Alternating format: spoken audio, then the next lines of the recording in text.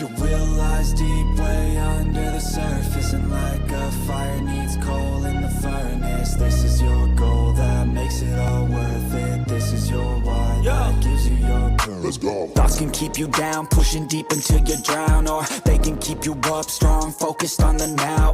Glass half full, or has it been emptied out? Well, that's all up to you and your mind. Do you doubt anything, everything, not a thing? Make my thoughts work for me, manifest what I need, what I want, what I see. I could be anything, I attract all the things that I see. I believe I'll achieve as I breathe in and out again and again. I don't doubt, I sit and I plan, and I found out that I can execute if I'm driven, if I listen, if I learn all the wisdom. Read some books, something written, watch the best, teach a system I invest. Never hidden, I ain't scared, ain't no chicken, I take dares. I'll be winning, you get back what you're giving. Find the reason that you're living, what you're good at, all your gifts and what you love. Take a risk and find out what you've been missing now. Your will lies deep way under the surface, and like a fire needs coal in the furnace. This is your goal that makes it all worth it. This is your why that gives you your purpose. Your will lies deep way under the surface, and like a fire needs coal in the furnace. This is your goal that makes it all worth it. This is your why that gives you your purpose.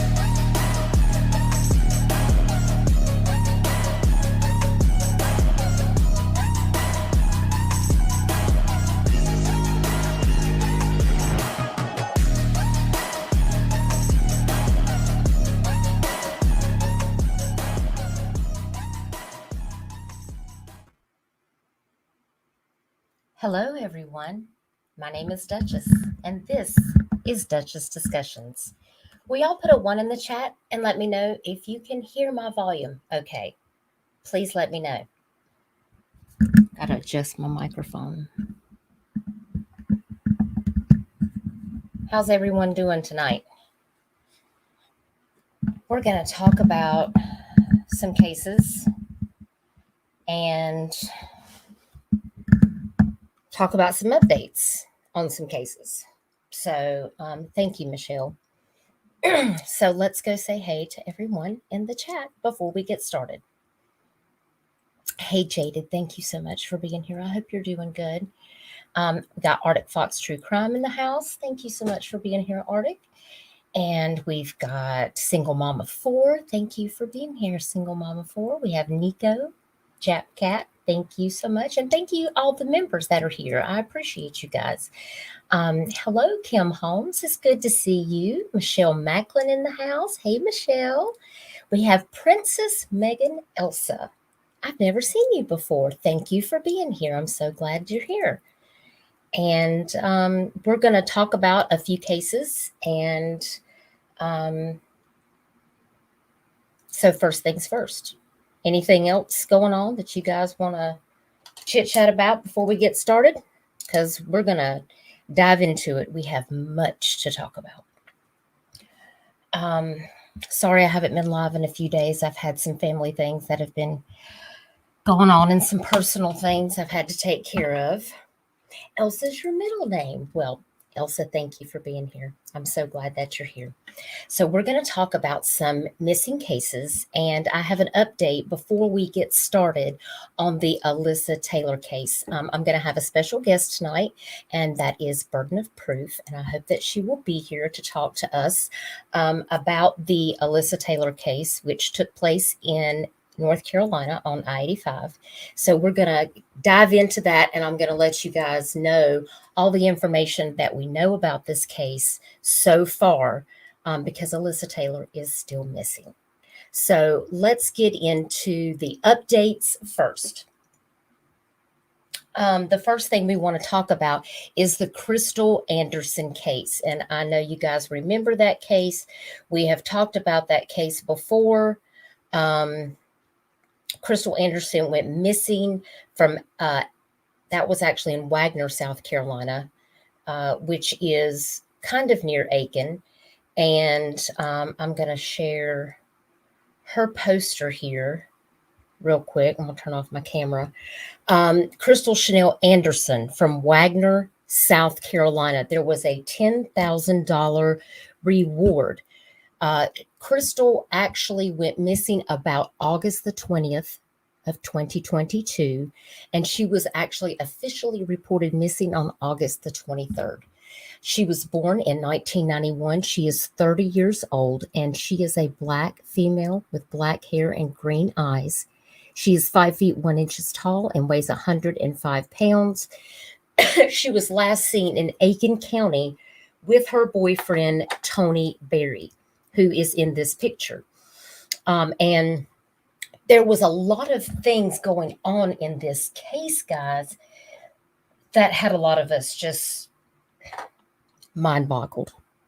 You know, we had Shadira, which is Crystal Anderson's sister from North Carolina, speaking out, telling the public that Tony Berry and her had been in a previous domestic violence situation and that they needed to be looking into Tony Berry for her disappearance. As the story unfolded, we began to find out more information that she was there at her house with her children. Tony Berry came to the house and they began to argue. Crystal and Tony stepped outside, and it is reported that a family member saw him put Crystal Anderson into the trunk of a vehicle and drove away. And that was the last time Crystal Anderson was ever seen. And she is a mother of 4 children. Again, Crystal Anderson is 30 years old, and Tony Berry is 49 years old. Now, supposedly, her boyfriend is the one who reported her missing shortly after. And this is where it takes a very weird turn. Law enforcement began to take some time to conduct the research and the interviews because we like to go on facts, and they named Tony Berry as a suspect in Crystal's disappearance. He was then arrested for 1 count of kidnapping, but Crystal Anderson had still not been found. There was his vehicle that was found burned in Newberry, South Carolina, which is about 30 to 40 minutes southwest of that area. And of course, you know, Crystal's sister Shadira said, this is not the end. There is other things that are coming. And those moments are now here. So I want to share this information with you today. So I'm going to share my screen so that we can get into all of the things that has happened in this case.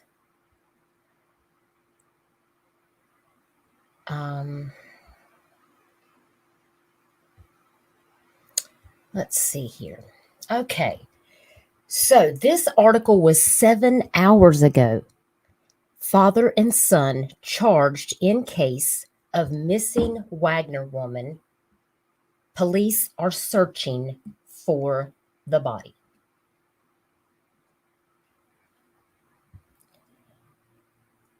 The gentleman you see on your left is Tony Lee Berry. However, the person on your right is his son, Darius Berry, and they are both in the Aiken County Detention Center tonight. This article here,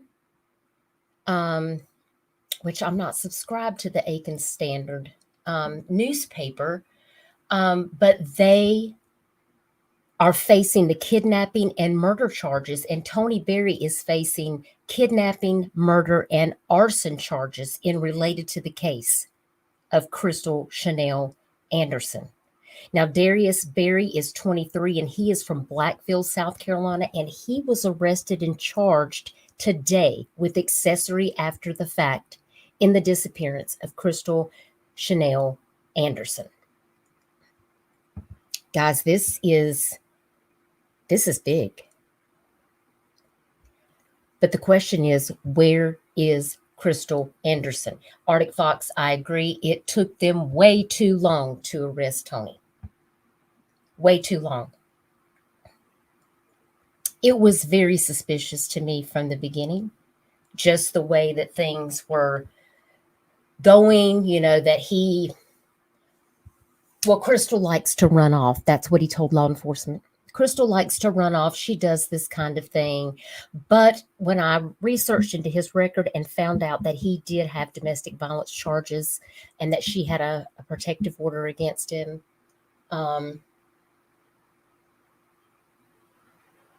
something just didn't add up to me.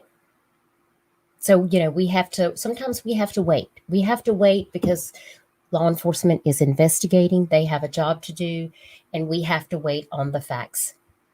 And it's just very sad that they have these two men, father and son, in custody, and they have not said where Crystal Anderson is. So I'm going to see if I can find another article that I can get any other information on.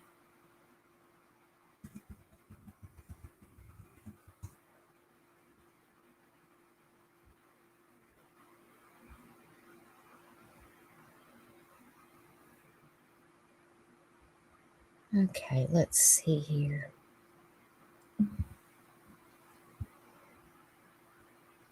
And she is such a beautiful, beautiful young mother. Now, this all, started back in August, and he was not, he was accused of kidnapping Crystal Wagner back on September the 28th. And then he was charged with the murder of Crystal Anderson on the 13th of December. And then his son is now charged with accessory after the fact. And I'm wondering if this is going to tie in to this vehicle that was found in Newberry, South Carolina. So that's why I want to look up this article. So let me get over here, and I'm going to share my screen to this new article because I'm thinking it's probably going to say something about that. So let's pull up this other article here from, let's see, this is on MSN. Suspect son arrested and charged in missing Wagner woman's case. And again, this is Darius Berry, age 23, charged with accessory after the fact in the disappearance and murder of Crystal Anderson from Wagner, South Carolina. And here is a picture of Crystal Anderson and Tony Berry.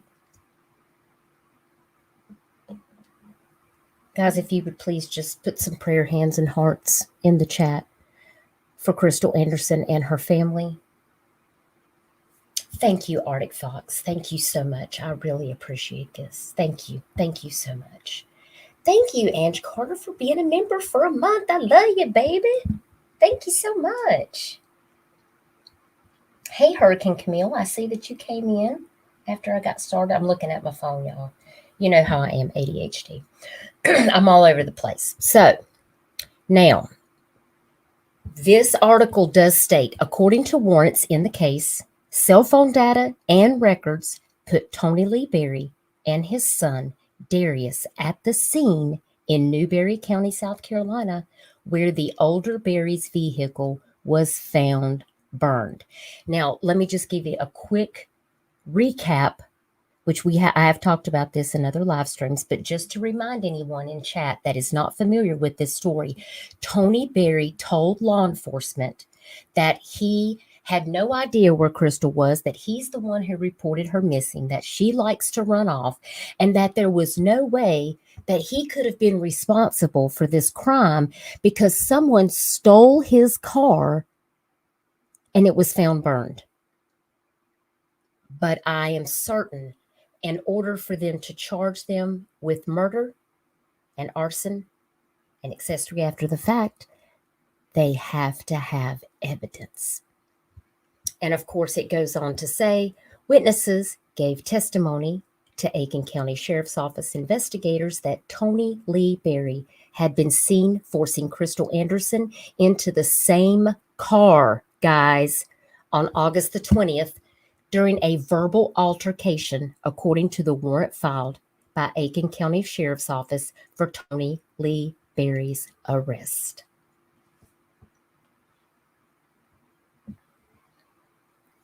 Boom.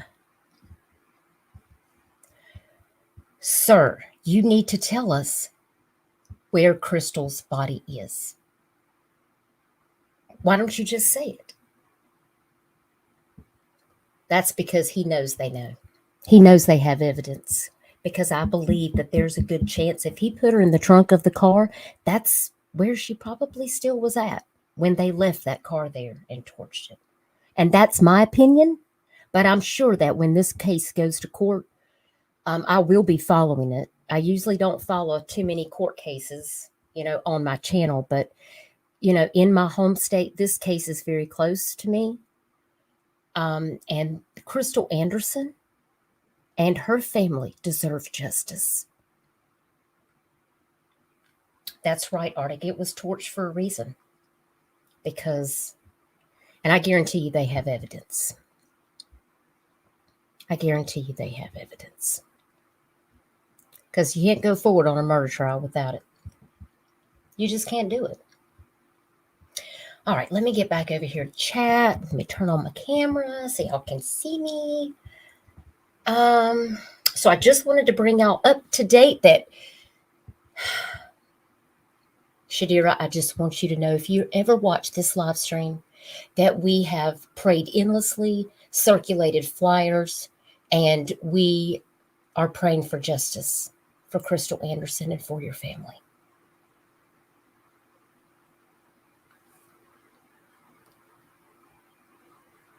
Yes, live chat reminder, guys. Let's see. Hey, Crimes. Good to see you. Thank you for being here so very much. And please smash that like. And please share this video out. And if you're not already subscribed, which I know you are because you have to be subscribed to be in this live, please share this video, like this video, and ring that bell and make sure that you get all of the notifications.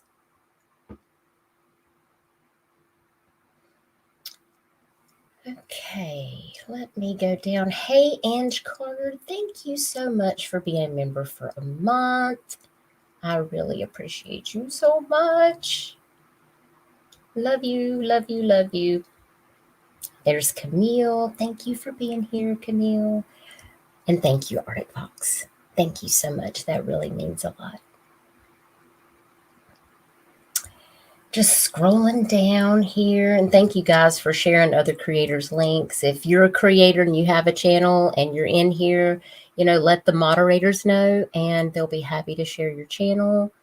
Hi, Burden of Proof. I'm so glad to see you in the chat. Thank you so much for being here. Burden's going to be my guest, and she's going to tell us about all things Alyssa Taylor. I have been doing a lot of reading. There is a lot of groups. There is a lot of information to know. And hopefully Burden of Proof is going to keep us straight on all the angles of what is going on in this case. So we are going to get into that. So whenever you're ready, Burden, no rush. You can come up. Until then, we're probably just going to chit chat for a little bit. Crimes. Oh, I just love you so much. Thank you for becoming a member. I love you so much. Yay. That makes my day, y'all. That makes me smile. I've had a rough week, y'all. So I really appreciate that so much. I don't mean to get my face up on the camera, but I had to fix my chair. Y'all, please drop Burden of Proof's link in the chat. Y'all go over and please sub up to Burden of Proof. She does an amazing job covering cases. And if you're not in her Discord, she has a link on her About page, and her Discord rocks. And I'm going to beg her to come over and organize my mess that I have in my Discord. I don't know, mods, do you think my Discord is a mess?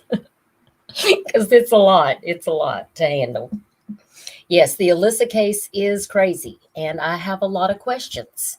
Hey, Level-Headed, thank you for being here. I'm so glad to see you. I hope you're doing good. Love you, Ange. And love you, Jaded. Look at all my members in here. I just love y'all so much.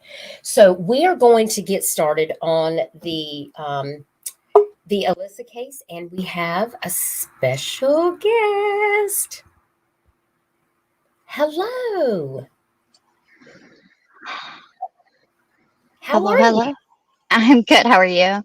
I'm doing great. It's so Hi. nice to see you. Nice to be here. Thank you.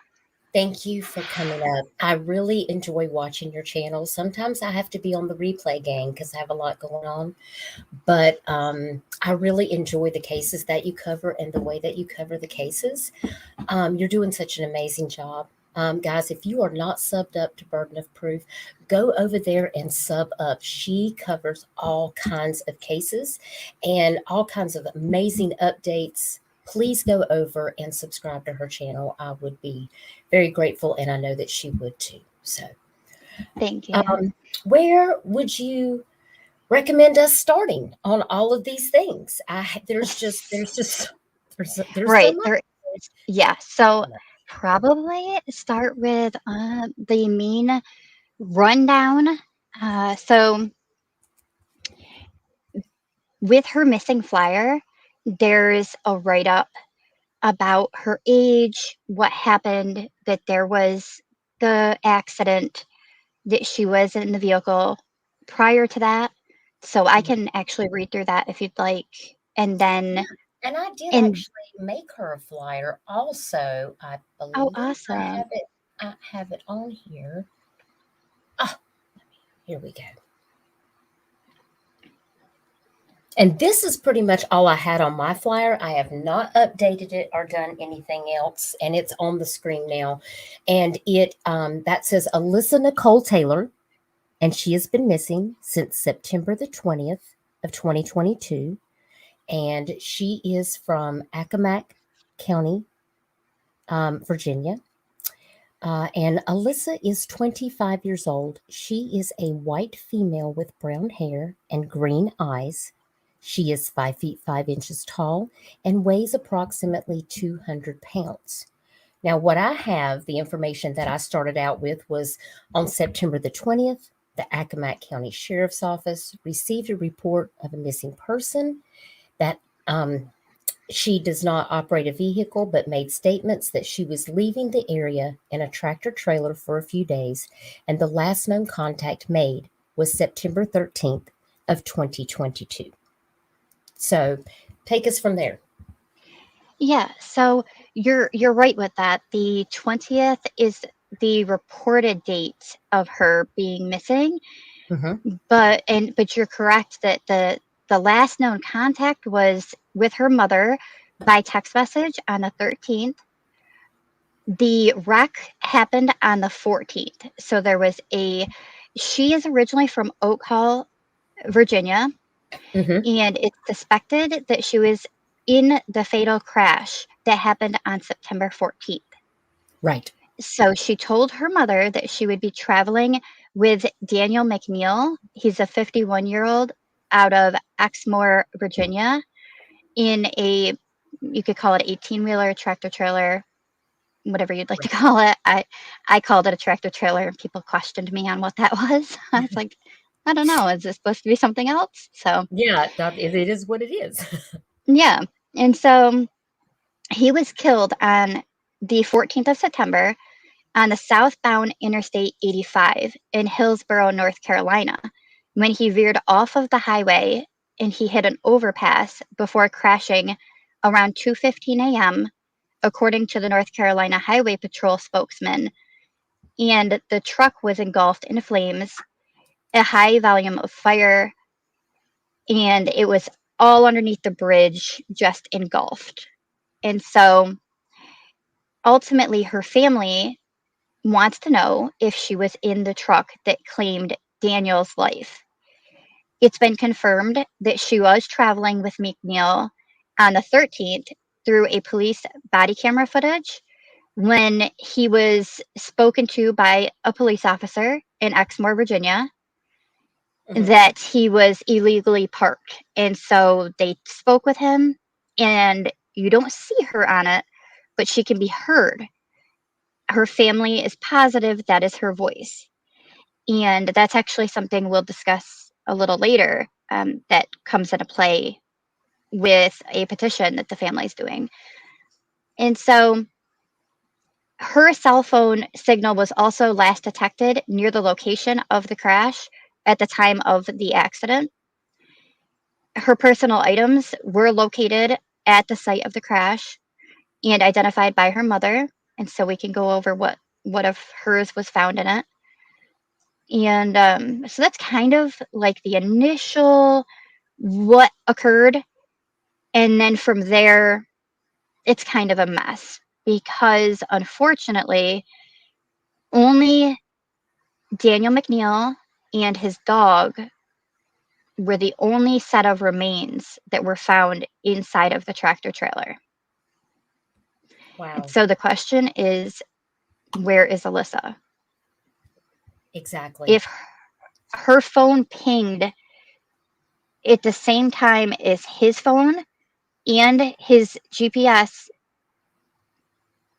along the entire route until about 40 miles from the wreck is the last ping of her phone, and she's wasn't in the tractor trailer that at least was seen. Her family is positive that she was in that wreck, and they have petitions that they are begging for people to please sign to Yes. get things turned over, right? So we could talk about that more. But the other issue is that that's North Carolina Highway Patrol, and they actually don't deal with missing cases at all. And so it's actually Virginia that's working her missing case, even though Yep. Right.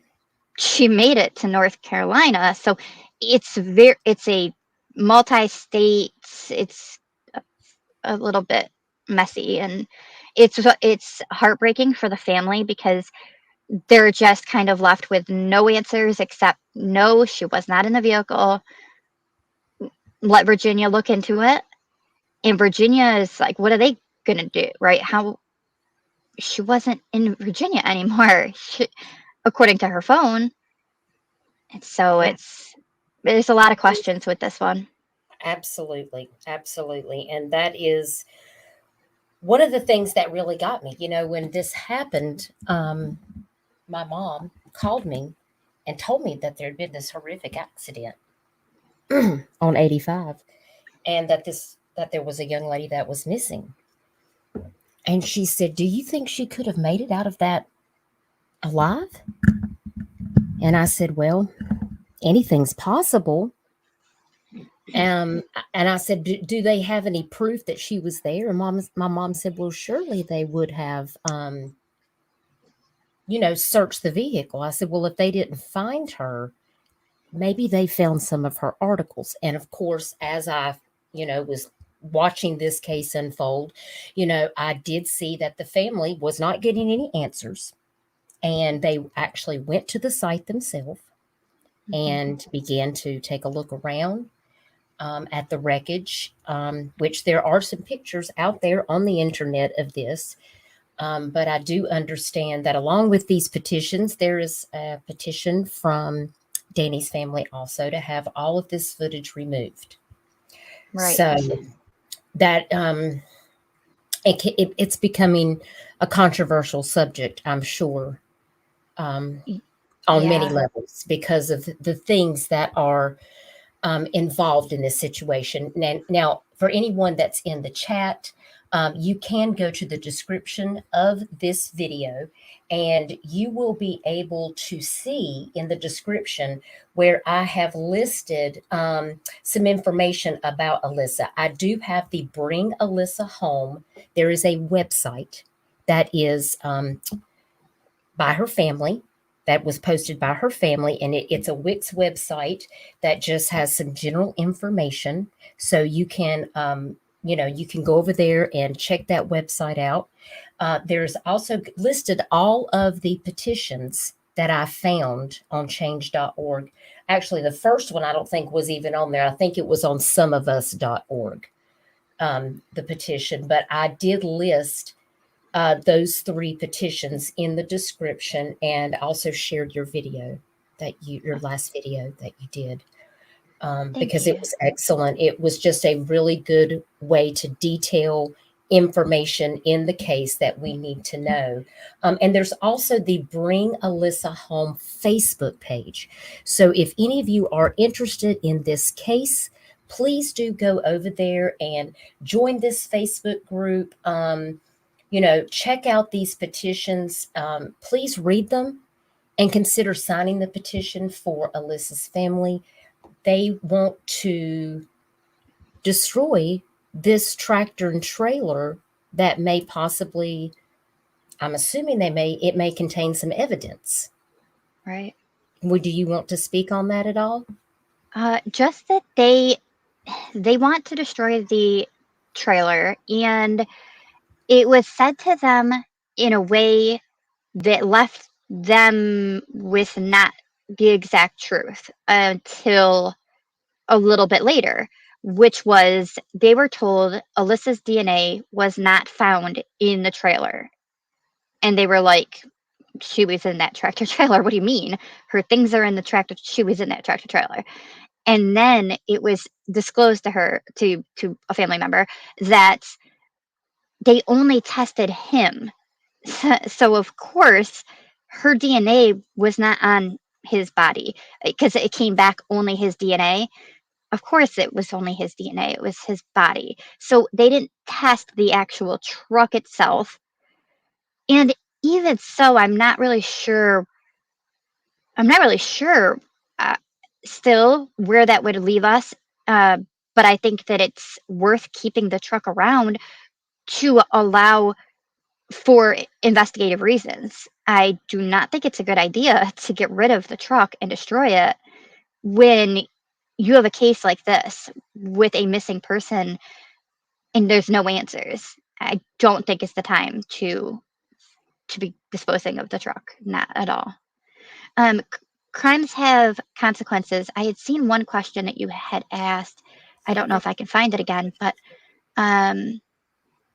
Yes, where was the question? Let's see. Her flip-flop and her blanket.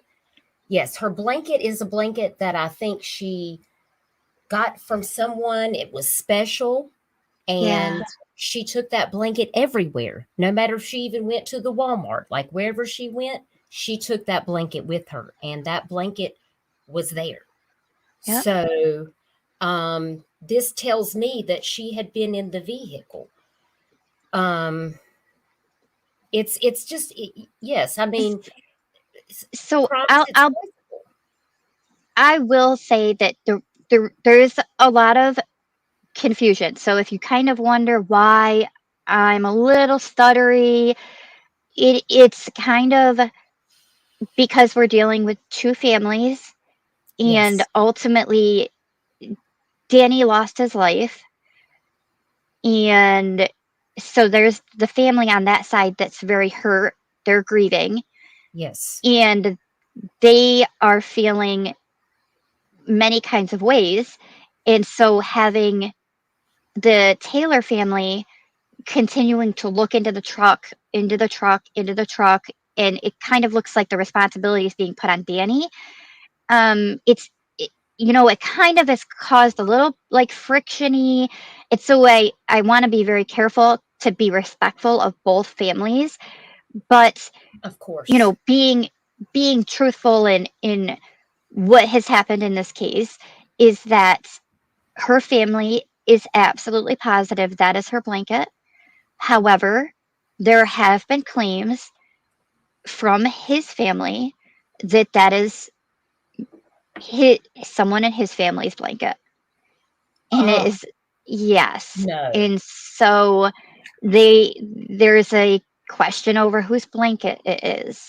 And so it's like really does a lot of tugging and pulling at your heart when you realize that this family is just looking for answers, and they're looking for Alyssa to come home to them. They want closure.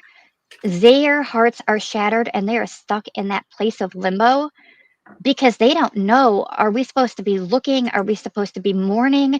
Or what direction do we go? It's the worst place that these families can be, is that limbo of not knowing. Absolutely. And unfortunately, I feel really bad for the other family because, I realize that Danny has passed away, and we're very sorry that things happened however it did. We don't really even know all the circumstances involved, and I don't think it's a good idea for the families to be saying, well, this is what happened, or this is what happened, or you're doing this, or you're doing this, because Alyssa has not been found. And I think maybe there's some sensitivity about them going there to look at things, because I don't, he is passed away. It's not like he's going to court or standing charges for whatever it is. It has nothing to do with that. I believe that they truly just want to find the answers about where their daughter is. And, I wish both families the best, and I don't want to see them, having this situation where they feel that both of them are being attacked. We have a very serious situation on our hands. We have a driver of a vehicle, a large vehicle that could have injured other people, that had 4 times the legal limit of alcohol in his system, and that there was this horrific crash. There's evidence that shows that Alyssa was in this vehicle at some point. But see, you have one family member side that knows where their child is. Yes, he is passed away, and I'm so very sorry about that. But you have another family that is literally hanging by a thread because they have no answers. And Right. that's what makes this case very, very difficult, and why we need to be respectful and just try to have an understanding of all the things that are happening in this case, so that we can best be there to support and assist Alyssa's family the best that we can, in order to help circulate the flyers and information and petitions, and hopefully someone will come forward. Can I ask you a question? Yes. I was just looking at where exit 164 is Mhm. on Highway 85 in North Carolina. And yes, I definitely have been by there quite a few times. And I'm just looking at to see where it is, because it is the exit to Hillsboro. It is, in fact, the bridge to get off to Hillsboro. In fact, exit 164 sign says Hillsboro on it. And that is near Chapel Hill. And I have a lot of friends that live in that area, which is why it's familiar to me. Carrboro, Chapel Hill. It's a nice area down through there. But there's a lot of accidents that happen in that area, unfortunately. Believe I it. wondered if law enforcement has done any type of searches in the woods next to the highway, because on either side of the highway, when you get to those wooded areas that run along either side of 85, there's a lot of drop offs.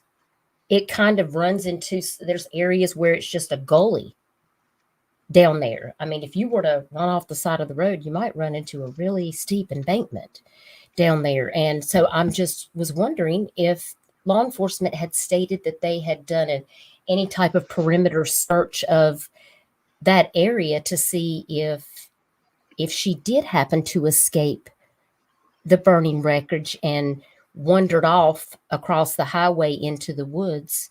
Not really, because of a couple of reasons.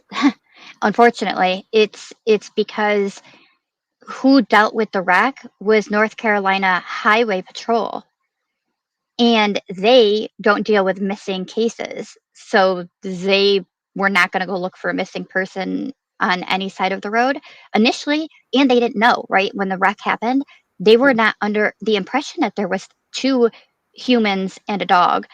So they hosed it down, right? And they see 1 human, 1 dog, and that was it. And then they're like, yep, that's it. That's what we've got. That's the remains.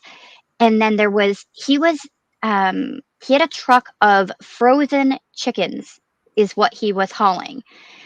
And so the chickens were all over, or chicken, or whatever the proper way to say that is, because it sounds wrong saying chickens, but Yeah. they were all over the side of the road. And I mean, shrapnel everywhere. It did not get looked into. They ended up bringing in machinery. They did big scoops of it and then dumped it right into the truck, the dumpster truck, right? And just scooped it and dumped it.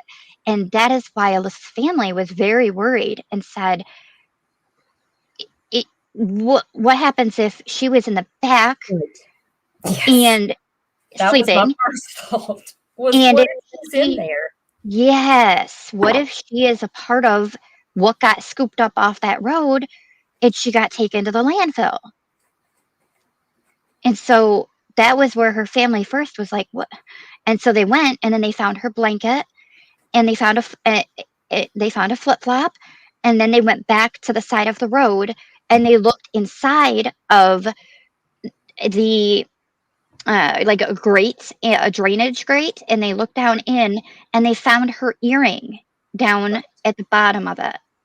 Right. And we do have some pictures of that. Let me see if I can get over here and find a couple of pictures of that information that I have over here so that you guys can take a look at that. I'm pretty sure I have it over here somewhere. It is awful. I know it's so sad. I have shed many tears off this. Like, I tried to cover it like 2 videos ago I did on it, and her family came in, and I was so emotional over it because I wish there was more I could do. It messes with my brain thinking of all of the things. Where is she? Like, it's so upsetting, and I'm not the family. And my heart hurts so bad thinking about the position that they're in.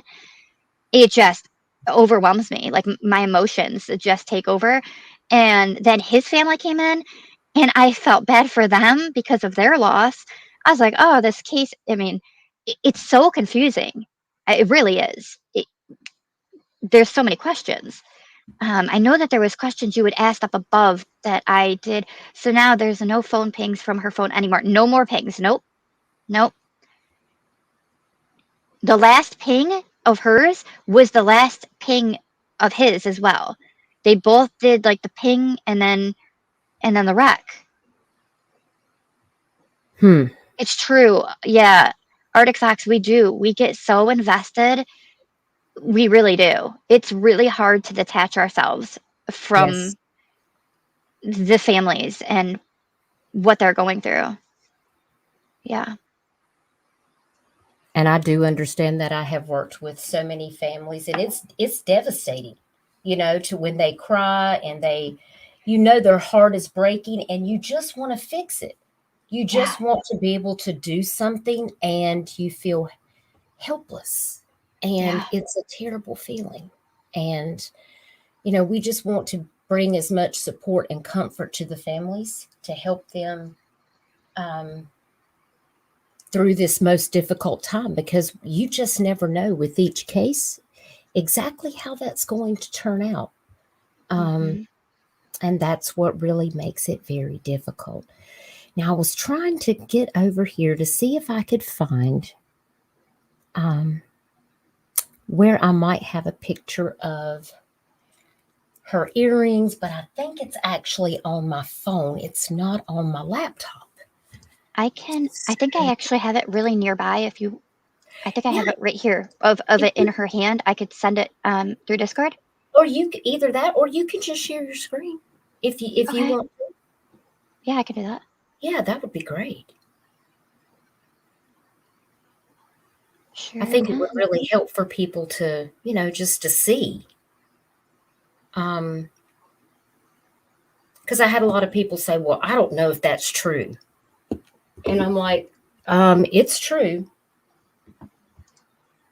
Yeah, they were recording, the family was recording it as they were looking, like they were walking the side of the road, checking, looking in the grass. And they kept looking and looking. Then they went over to the drainage and looked down in there, and they're like, "Do you see anything?" And they had like a metal pole or a stick in their hand. It started kind of scraping around in there, and as they were moving stuff around, they saw something, and they're like, "What is that? Is that an earring?" And you watched it live on their Facebook. Yeah, I did, and I was just shocked, heartbroken. Just, I mean, my stomach sank. And then that's when I thought about them clearing out the bed, clearing out all the stuff and then dumping it in the bed of the truck. And my mind just went all the places. Like, what is happening? Well, Midwest Equisearch would be, because Dave Rader is with Texas Equisearch, but Midwest Equisearch actually covers the Carolinas. So that might be something the family could think about reaching out to, would be Midwest Equisearch. If you guys can drop Midwest Equisearch's link in the chat, I believe it's in my mod links in the Discord. So that's my other thing, because we don't know. The family, they want a certain route, right? They're sure she was in that truck, and we're losing time because now they want to destroy the truck. And also, the FBI has told them they will take over the case. They will take it over. Unfortunately, North Carolina Highway Patrol won't just hand it over to the FBI. So that's one of the petitions that they're asking for people to please sign. Yeah, I was going to ask you. I was going to ask you about that. Yeah. Because the FBI office is in Charlotte, North Carolina, and that's just about 3 hours from Raleigh. So really, it's just a phone call. That's all they have to do is say, we would like for you to assist on this case or take over this case. They could ask for that at any given time. Because as you said, state troopers cover accidents. They don't look for missing people. So if you know that you have a changing and evolving situation, why would you not want to go ahead and move quickly in case you have someone that's injured out there? Like, we don't know all the circumstances. And I think this is what kind of, it frustrates me sometimes when I'm dealing with families and they're trying to get law enforcement to get active and help them. And then law enforcement's like, they just, as Arctic Fox said on his YouTube video about Alyssa, a fiery crash and a lackluster investigation. I thought that is, that nails it right there, because I see that happen a lot. More so than I really feel comfortable with. Yeah. And I was so happy. I was so happy to see that he put a video out, because like, she's not getting attention, and we need people, attention, eyes, like signing of the petitions and trying to get movement, because Virginia's sitting up in Virginia just hanging out. Yeah, sure, we got a missing case. Doing what? They're not doing anything. And then in North Carolina, where we need to be doing the searches, they're saying we don't do missing cases. Then give it to the FBI. I don't know why. It's the strangest thing. It's very frustrating. I don't get it. I don't either. I don't either. Yeah, it is. And you guys can see the earring here. I don't know if there's a picture of the blanket. I've never seen that, but it's very possible that there is pictures of the other items. If anybody's going to have it, it's probably going to be burden of proof.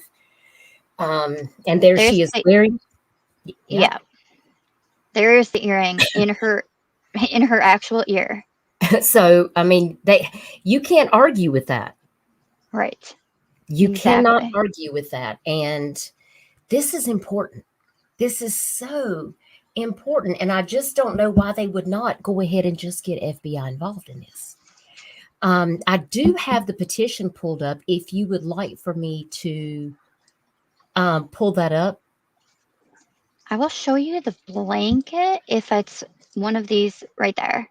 Ah, I knew it was one of the directions. can we blow that up? So this is her thumbnail, right? And this is the colored part of the blanket. And then this is the Oh burnt my portion. goodness. And it's Can all you burnt guys see all that? around here. Thank you And so much. they actually have a video. And they might have changed that where they took a couple of pictures of like screenshots of it. But there's a video of her during a holiday opening up a present with that very blanket sitting right next to her body. It was her blanket that she had with her all the time. Yep. Wow. There's another picture of it. But they're saying that this blanket belonged to Hit one of his family members. Yeah. But then it's like, but then whose flip flop is that? I don't know. I mean, I have no way to determine it, so I can't really say one way or another. But I'm going to trust the family in which has the missing loved one that we're trying to find answers. I don't know. I just don't know why it matches. It matches the blanket that was sitting next to her body. I've seen it. The earring matches the earring that she was just wearing. They're showing these evidence of here is Alyssa with this item, here is the item at the wreckage site. You know?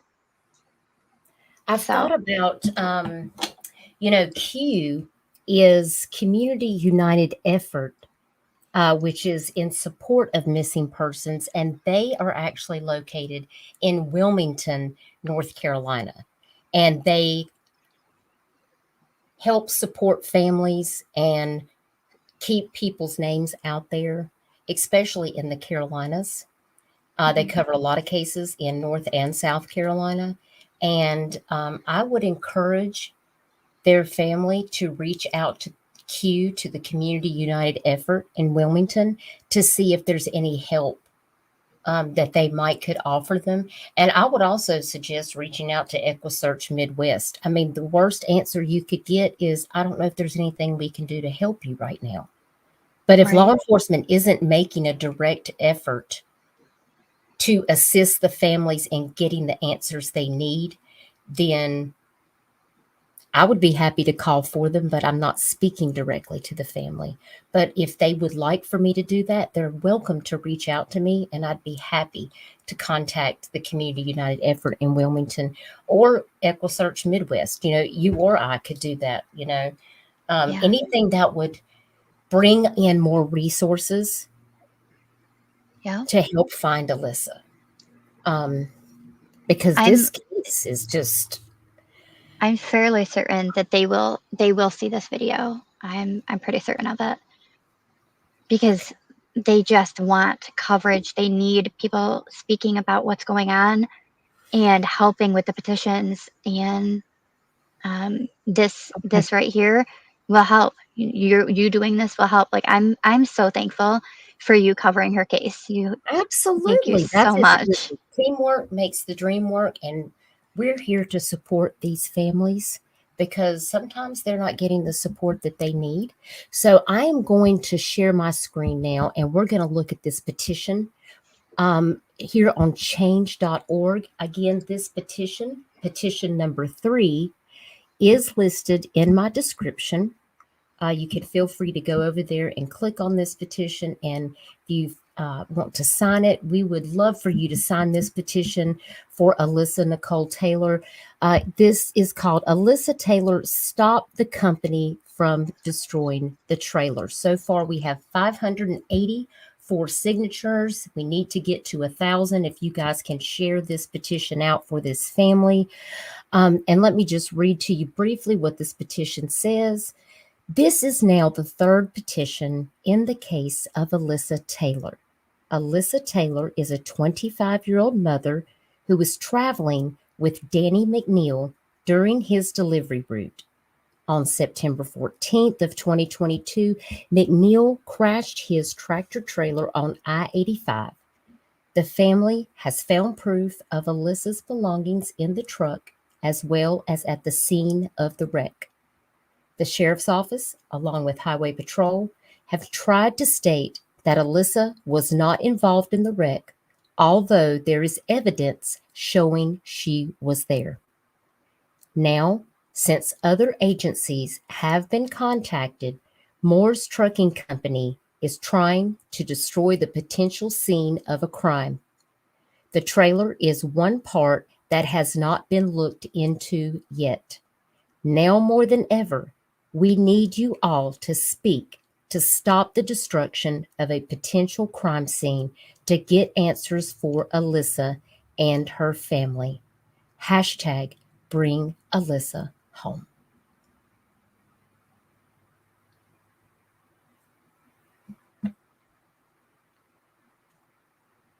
Wow. Yeah. Please, guys, please go over and sign this petition for this family. And I guess the petition that Danny's family has is because they want all of these pictures and videos of his truck and the scene. They want to have those removed because he has children and grandchildren, etc., that will see this on the internet. I wonder if they're calling all the news stations to have it taken down everywhere too.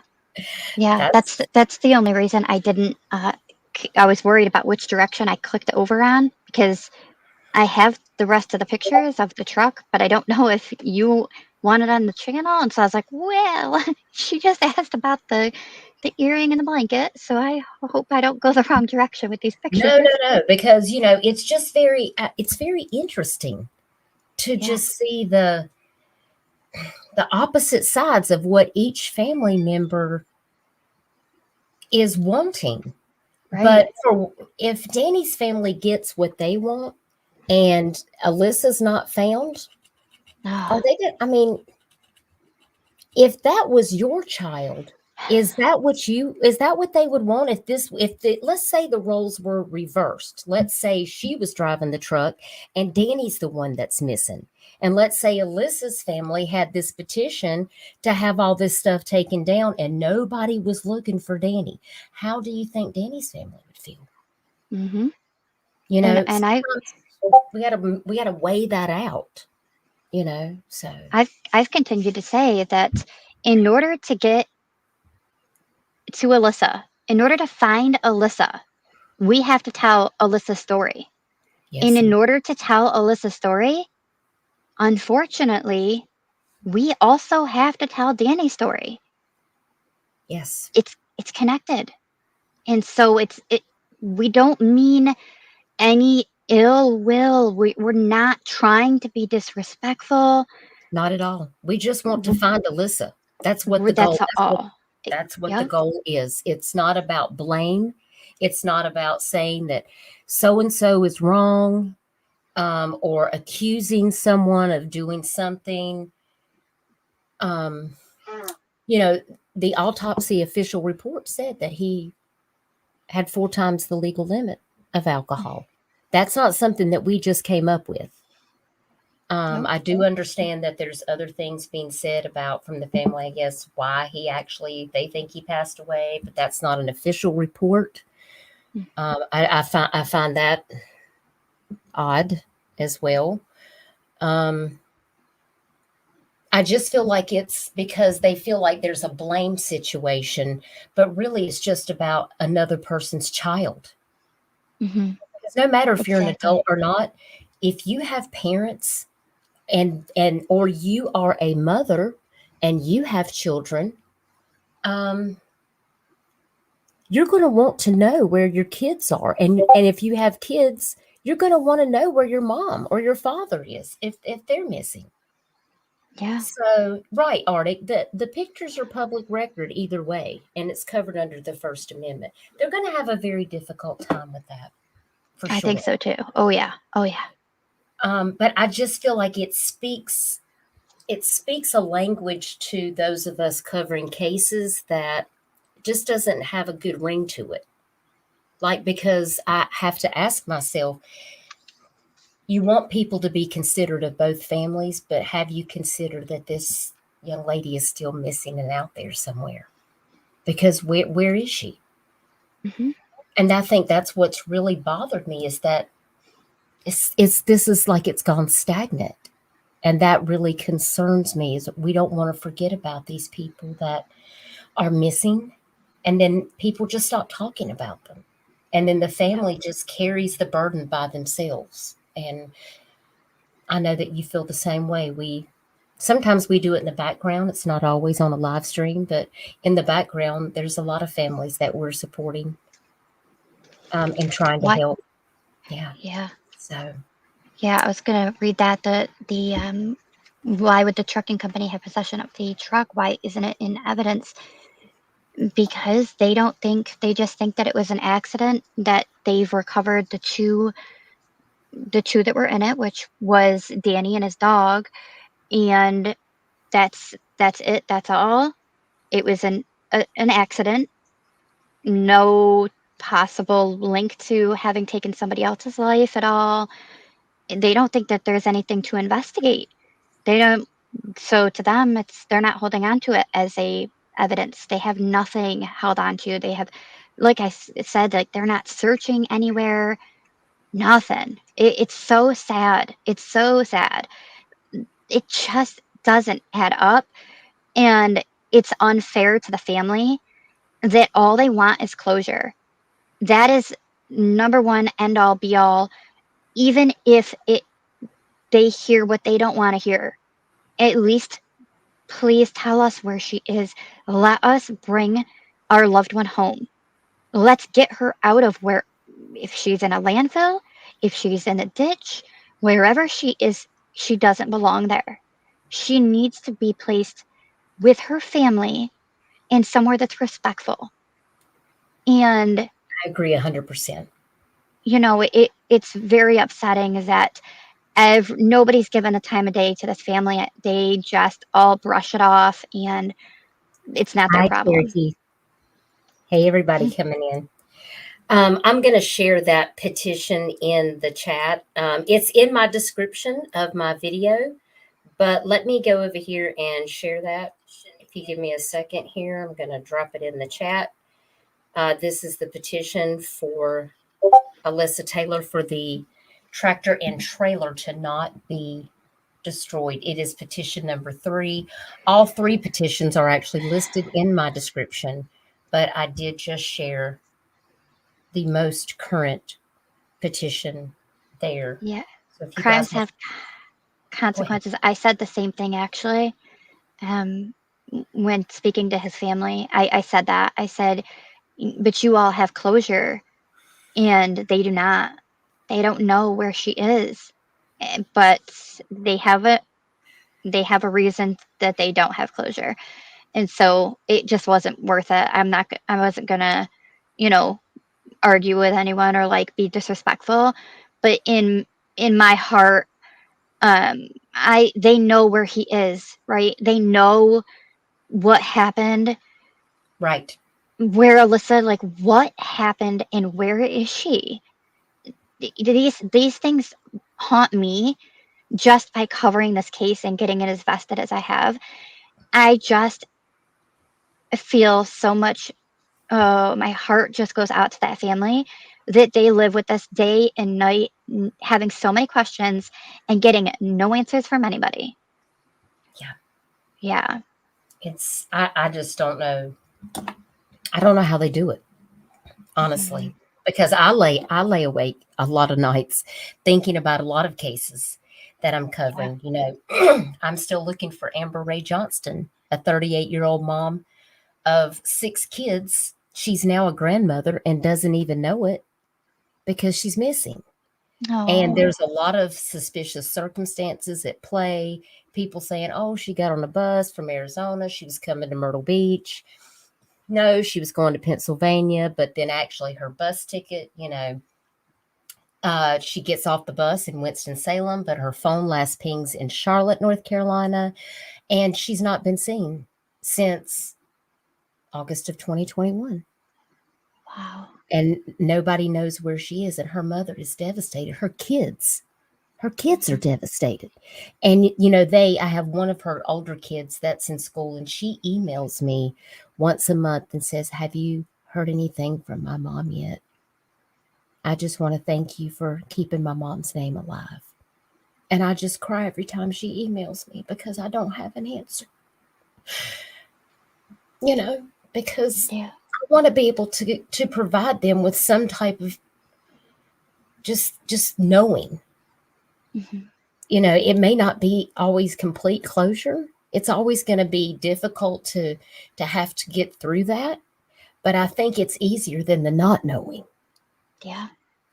The hardest place that these families can be is that limbo, that middle limbo ground where you don't know, have they lost their life, or are they missing?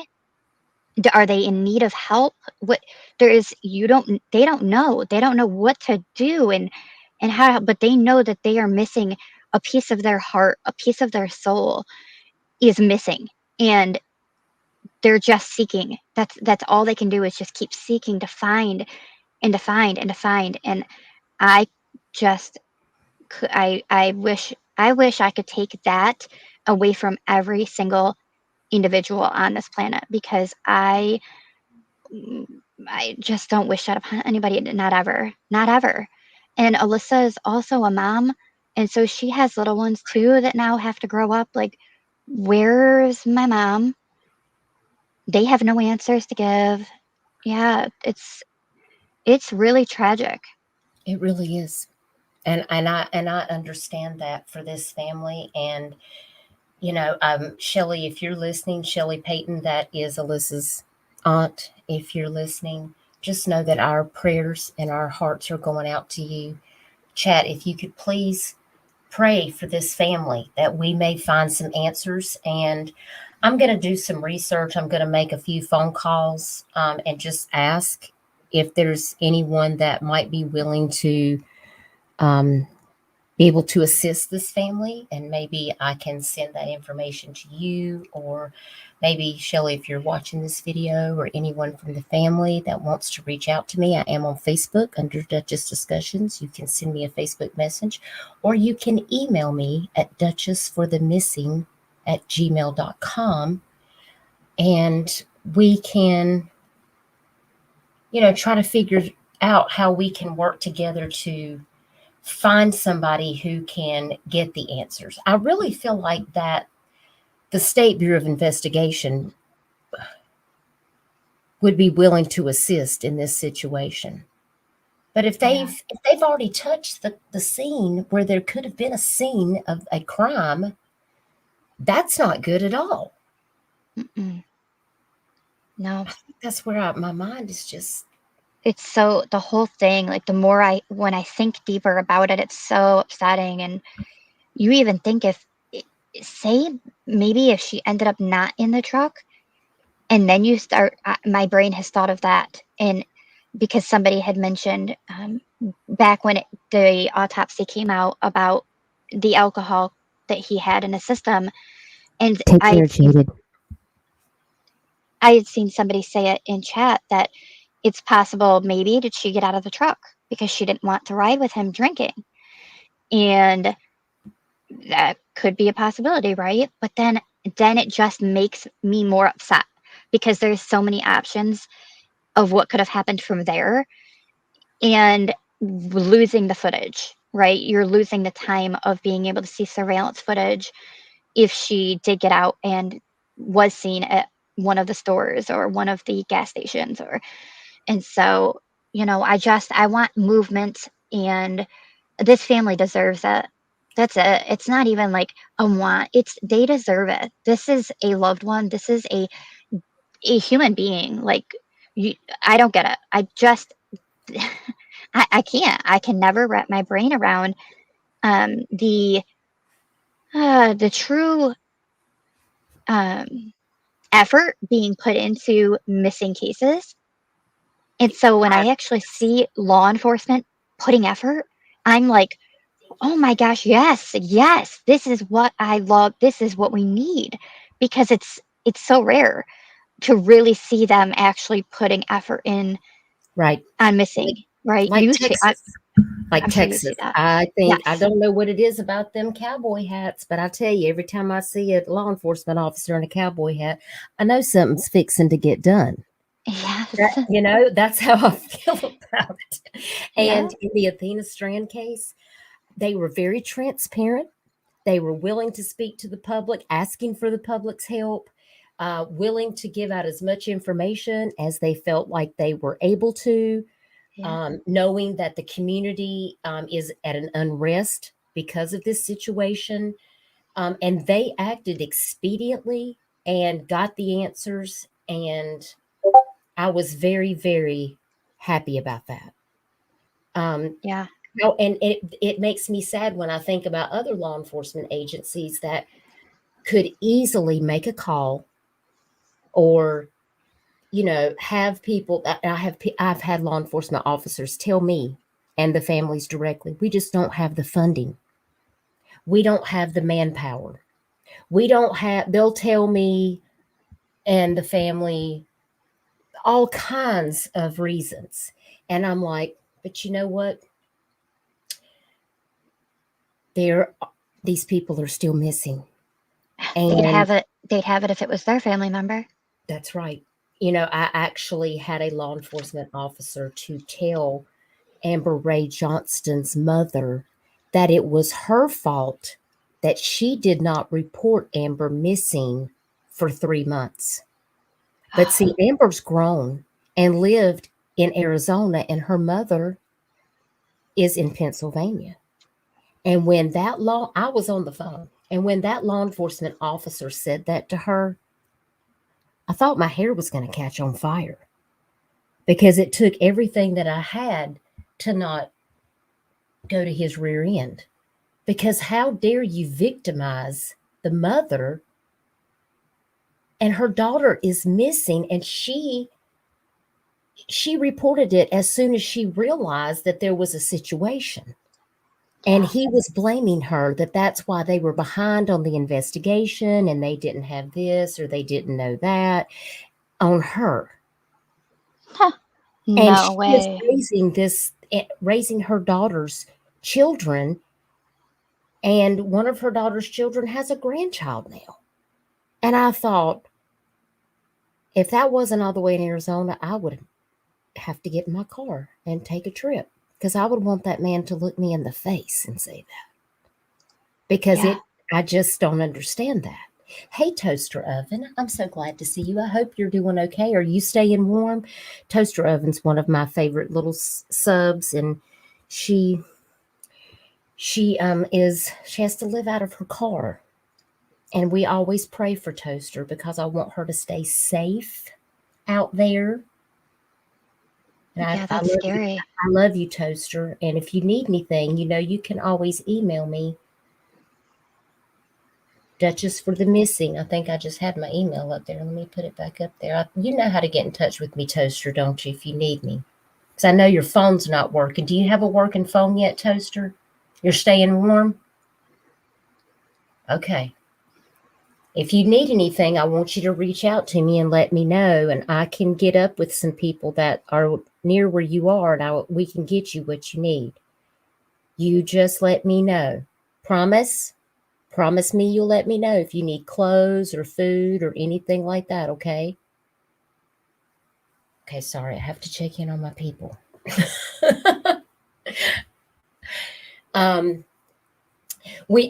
Arctic Fox says we need a Grady Judd in every jurisdiction. Yeah. I love some Grady Judd. I'm gonna go ahead and tell you that's another one. I like Grady Judd for sure. Yeah. So do I. Yeah. We do. We really do need that. That's exactly what we need. I agree. We really do. Well, thank you so much for coming up and talking to us about Alyssa's case. Is there anything that you want to wrap up this particular conversation with about Alyssa Taylor? What is something that you want to leave us with? Just to please, if you can, if you have a social media platform at all, please not only sign the petition, but share it and Yes. allow it to kind of have a spider web effect. Let it spread and try to get something done. This is all if this is what we can do, right? We're unable to do so many things, but what we can do, we should do. And so if you're capable, I just ask that you do please do that. And also check out her page, her Facebook page, if you have Facebook, or online, and take a look into it, because they continue to give updates. Everything that they're doing, they continue to put out what's happening in the case. And so you'll start to see if there's developments or if they need assistance in some other way. And just, keep her face out there. Don't let her be forgotten. She is somebody to somebody, and she's important, and her family deserves to get their answers. And That's I right. really appreciate you letting me up. Thank you so much. Absolutely. And I hope that you'll come back again sometime. Thank you so much. Guys, please, Absolutely. please thank Burden of Proof for being here tonight to talk with us about the Alyssa Taylor case. And I will be keeping you guys posted. And please sign all the petitions and circulate them on your social media. If you have Instagram, Facebook, Twitter, if you have a YouTube channel with a community wall, please don't hesitate to share those petitions wherever you can. We need so many people to get on board to help find missing Alyssa Taylor. Thank you so much, Burden of Proof, and I hope to see you very soon on your next live. Thank you. You have a Thank good night. Thank you you. too. All right, bye-bye. All right, guys, that was the lovely Burden of Proof. You guys, please go over and sub up to her channel. And thank you, Nicole, for being here. It's so nice to see you, and I hope that you're doing well too. And also wanted to say, Cherokee Raider, I see that you're in the chat. We were involved in our conversation, but I wanted to say hello to you, and I hope that you're doing well. And I know Jaded had to leave, and I hope that she has a wonderful night. And I see Amanda Page is here. Thank you so much, Amanda, for being here. And have I missed anybody else? This is such an interesting case, guys. And I'm gonna turn my camera back on because I've been reading all the things on my phone. So such an interesting case. And we just want to pray for this family. We just want to pray for this family. We want to make sure that we circulate all of this information out onto social media to help find Alyssa Taylor. This is such a crazy case. Most of the cases that I get involved in, it seems to there's always some wild cards that are in there. But we do want to ask if anyone's watching this that wants to reach out to Midwest Equisearch, that wants to reach out to Dave Rader, that wants to reach out to anyone they think that might can assist this family, please do that. Please do that and just ask. Because what's the worst they can say? No. We won't know unless we ask. So, yes, absolutely. She does have a link. I think that Michelle just dropped it, Toaster. Right there. Oh, you're welcome. Thank you so much for being here. All right, guys, there's a couple of other flyers that I want to share with you just to get those out there. So let me get over here so I can share those with you now. Hang on a second. I've got to get all of my little things in order.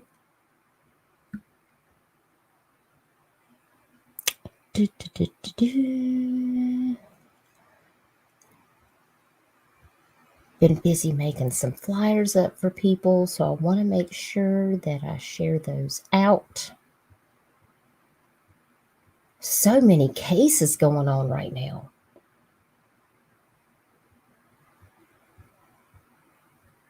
I'm happy to see that there has been some people found. One of the cases that's been very, very interesting to me is a case that I believe Levi and Sluggy Sleuth have been working on, and I'm in a group with them on Facebook.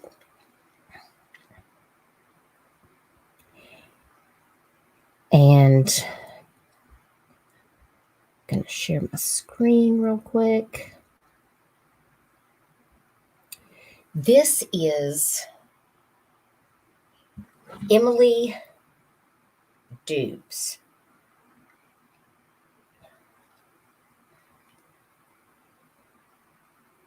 And I'm going to tell you a little bit about Emily.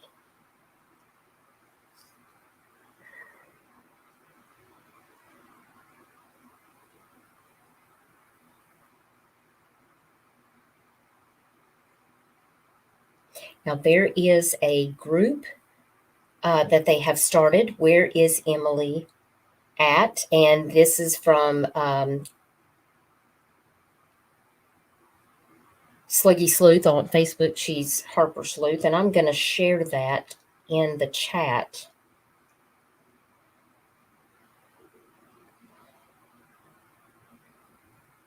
So that you guys will have that link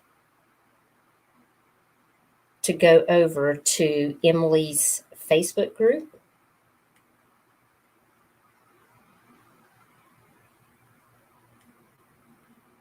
If you want to join or get any information over there.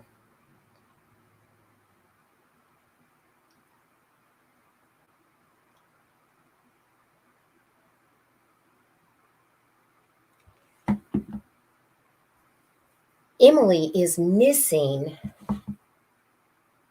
from Ashland, Missouri. And she has been missing since December the 4th of 2022. She vanished from her home. She's 15 years old. She is a white female with blonde hair that's long, blue eyes. Emily is 5 feet 4 inches tall and weighs 130 pounds. This 15-year-old Missouri girl, Emily Dubes, D-U-B-E-S, I hope I'm saying that correctly. She went missing in the middle of the night earlier this month on December the 4th. And her family is frantic and seeking the public's help, saying they believe that she is being held against her will. According to the nonprofit group Missouri Missing, which I first saw the flyer from, her family believes that she could be in the Fulton, Missouri area, being held against her will. However, she could be anywhere. Her phone is not with her, it said. The blonde girl with dimpled cheeks is described as 5 feet 4 and 130 pounds.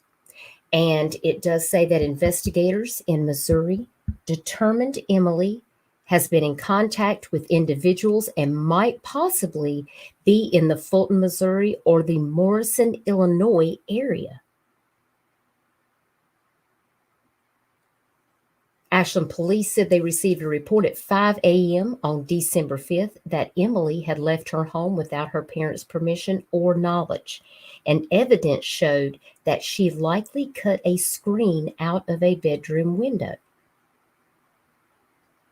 According to this article in the New York Post, it says, we have not received credible information that the juvenile was being taken against her will, according to law enforcement, or that she is in danger. And that was per Sergeant Andrew Worrell.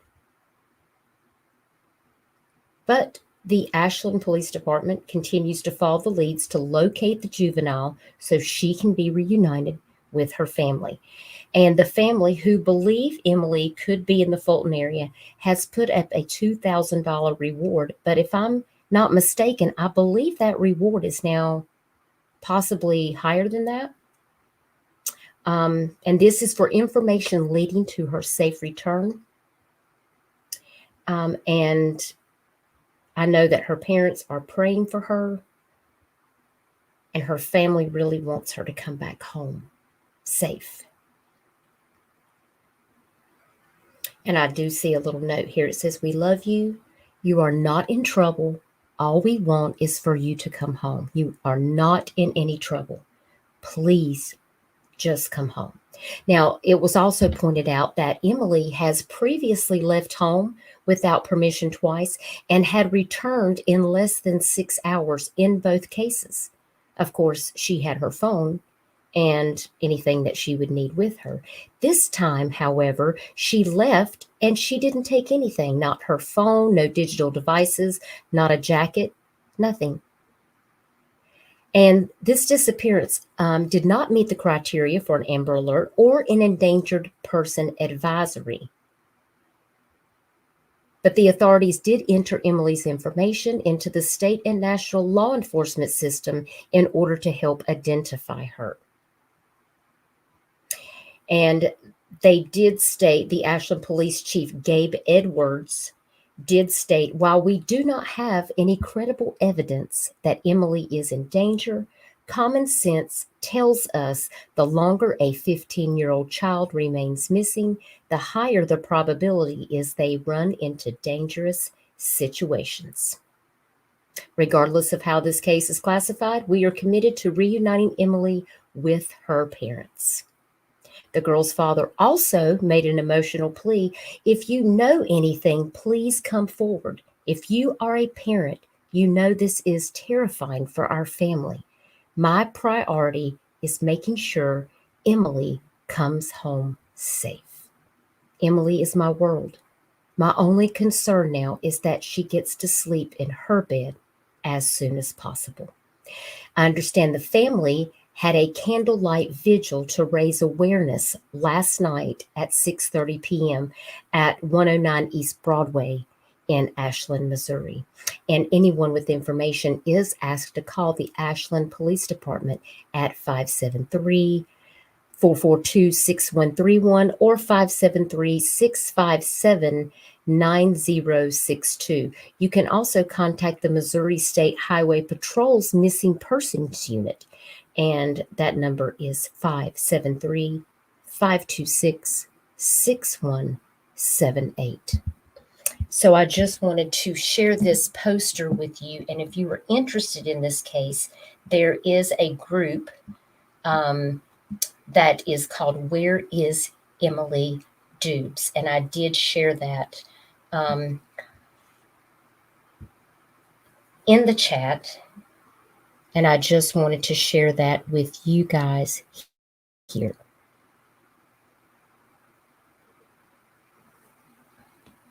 Let me get back over here to the chat because I was not reading chat because I was reading to you.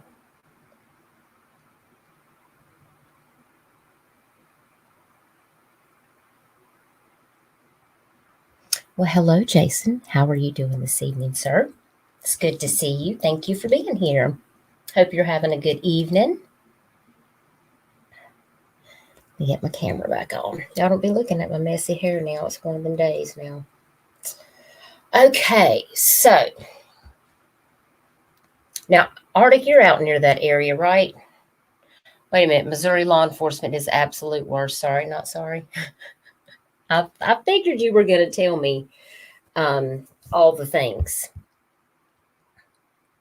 Thank you, Crimes, for doing that. Thank you.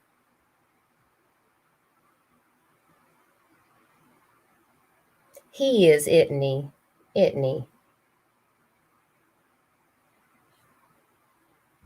Toaster, don't you forget to reach out to me if you need anything. And if you guys haven't gone over and smashed the like button, please do that. Share this video and make sure you ring the notification bell so you can get all the notifications for my future videos.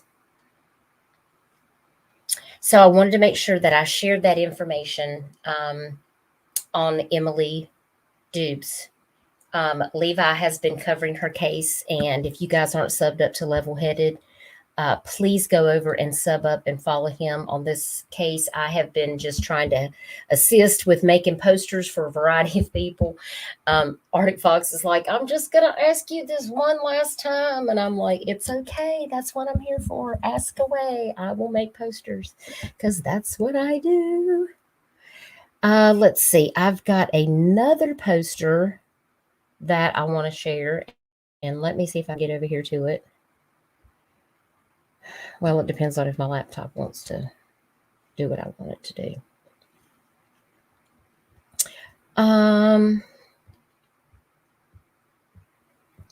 There's another case that was very interesting to me, and I made a poster. I may have to go over to my Facebook page and look it up.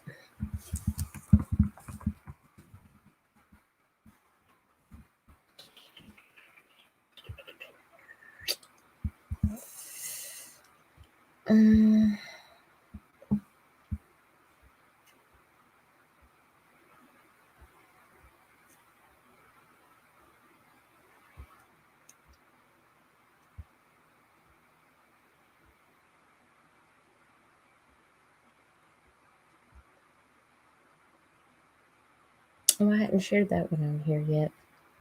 Let me go over here to this. Y'all bear with me.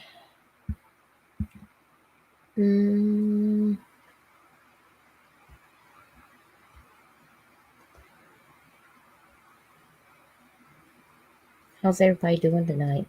Everybody doing good?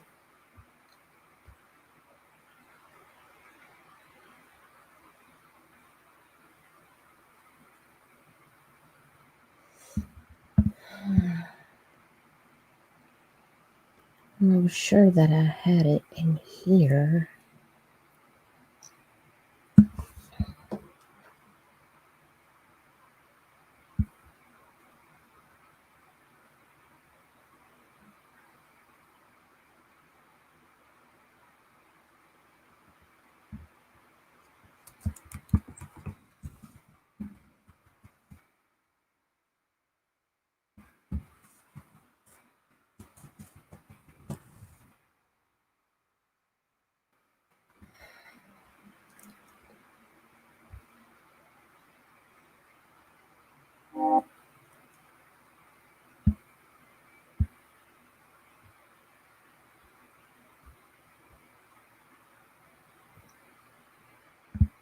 Arctic, didn't you do a video on David McAfee? You did a video on David McAfee, right? You have the tech skills of a potato. Me too. I just pretend like I know what I'm doing. I really don't. I just teach myself all the things. Now, I did notice that there was an article picked up by The Vanished, which was really interesting. So I'm going to definitely share that article with you. And I believe there's a short video that's on 10 News. So if you guys can drop me a copyright, well, I might have it on my phone. Let me drop it in here.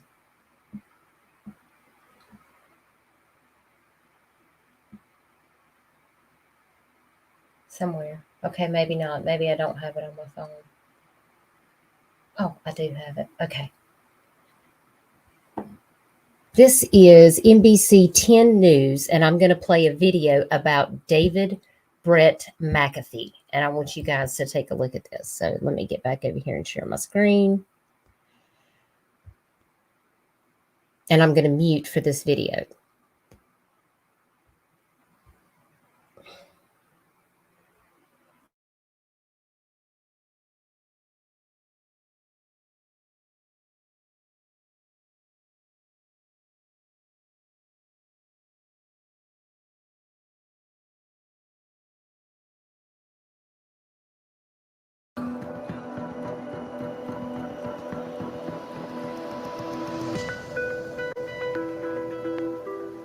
The Vanished is a series that dives into the missing person cases of East Tennessee. Right now, there are more than 650 people missing in the state, and tonight we are focusing on one. 10 News reporter Caitlin Kanahan joins us with a recent case that comes with a lot of questions. Caitlin? Robin, 31-year-old David McAfee was reported missing on October 28th. This husband and father of three has made no contact since.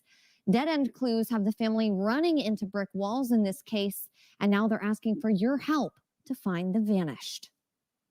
Their perception of time is slowed, This is me and David. especially when hearts are hurting. I love my boys. Me and my boys are close. It's been a month, and David McAfee is still nowhere to be found. His mother, Melissa, says it feels like an eternity. People don't just walk off the face of the earth. Melissa says her son would never vanish. My son has never not called me. His wife, Courtney, says the same. We've been together for going on 10 years now. He's my absolute best friend. It's been really hard. I miss and I love him so much. It all started on October 28th. According to the family, David spent the day doing maintenance on a friend's truck. Around 2:30, someone drove him to the gas station. I got off early that day. And when I came home, he wasn't there. The last time David McAfee was publicly spotted was at this BP off of Asheville Highway. He went inside, bought a pack of cigarettes, and was captured on the security cameras. I'd called him and was asking, where he was. At 5:30, David called Courtney and said he was still working on the truck. But at 7:30, time stood still. 3 messages. It was from the emergency services. New crash detection software on the iPhone texts the user's emergency contacts in the case of a car crash. While dispatch said no crashes had been reported that night, David never came home. And the next day, I filed the missing persons. It wasn't until about a week later when detectives found the iPhone. It was behind the Providence Church in Jefferson City, just off the road where the alleged crash occurred. It looks like it was thrown. The pin is on East Broadway Boulevard. But since finding the iPhone, there's been nothing. We all try. We've made flyers and just anything that we know to do to find him, because it's not David. He would not just disappear. Thoughts are becoming more desperate. Check your properties. Anybody out on lakes and waterways, check the water. This family just wants closure.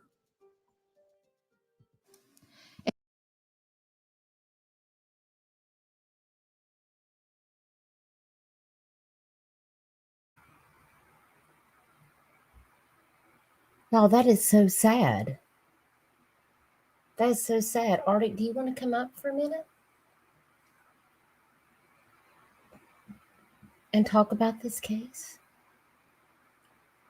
And maybe you could, that would be great. I put the link in the mod chat in Discord. If you want to come up, please do. When I saw the vanished article the video that I saw, I was just like, oh my gosh. Just terrible. And I think I have a poster of him right here. David McAfee, missing since October 28th of 2022 from Knoxville, Tennessee. Both of these photos in my flyer are of David. He is 31 years old. David is a white male. He is 6'3" and weighs 230 pounds. He has reddish light brown hair and blue eyes. The last time David was seen publicly was at a BP gas station off of Asheville Highway, and that was captured on video camera. McAfee's wife received a message from David's Apple iPhone at 7:30 p.m. that there was a crash, but police say no crash was reported. A search party will commence on 12/17/2022 at 11 a.m. in Kodiak at 129 East Dumpling Valley Road if anyone wants to volunteer to help search for David. Hello. Hey. How are you? I'm doing pretty good. So I've talked with his mother a little bit, and this guy is a father of several kids, but his 9-year-old is the most devastated of all.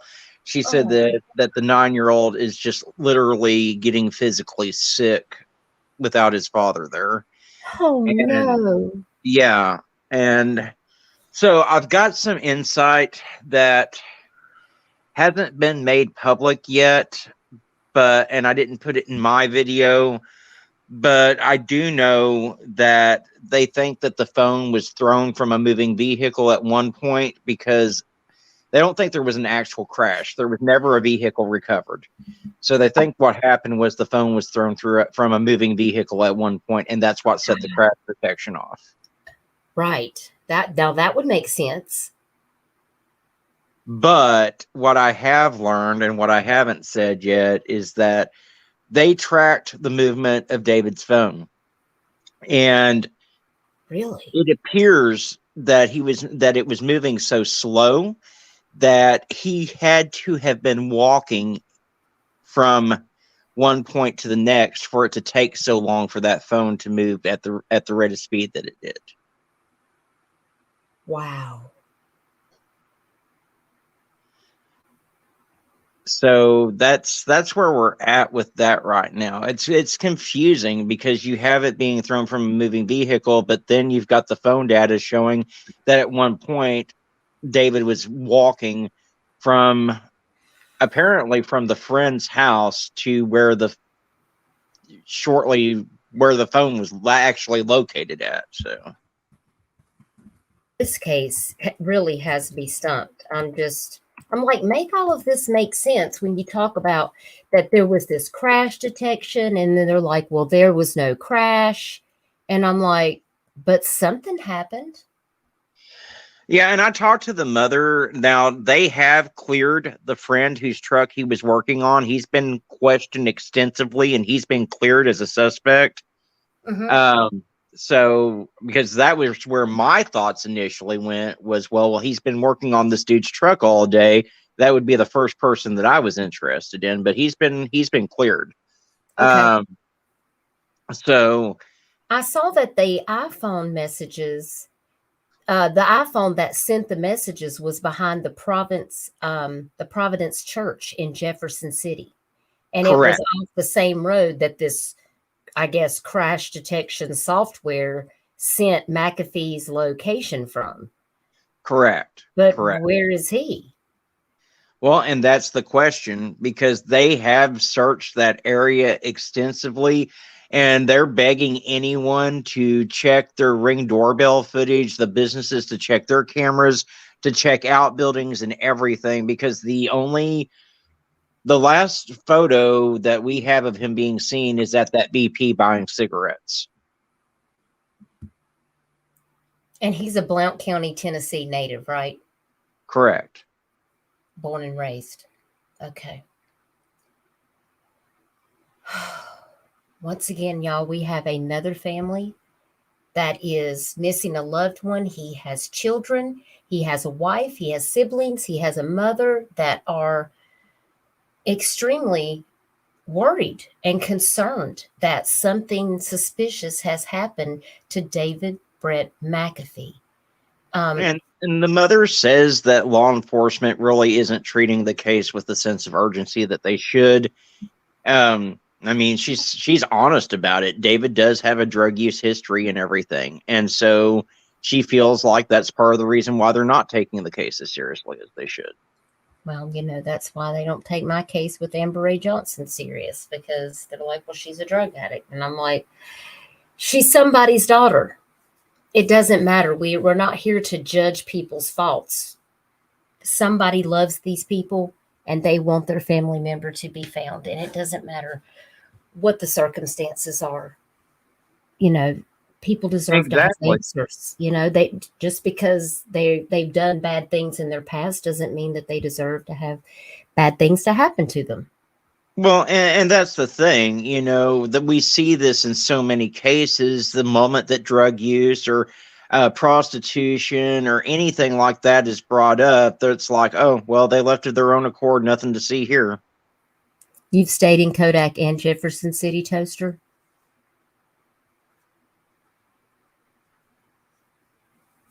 I don't know the exact location of where he supposedly left from, in accordance to where this church is in Jefferson City, the Providence Church. His you know? mother said that it's usually about a 20-minute drive, but it would have taken about 4 hours to make that walk. Oh my goodness. We don't know the circumstances. Anything could have happened. What if somebody tried to rob him? You know, what if there was an altercation that took place? That's right, Burden. There's somebody to somebody. And that makes them important to people like us. Because we're here to help those people. Yeah, crimes. I have no idea as far as another girlfriend or anything like that. The mother certainly didn't mention anything like that. And from what I understand, yeah, there had been a little bit of tension between him and his girlfriend, but nothing that would indicate that she would do something like this to him. Okay, wait a minute.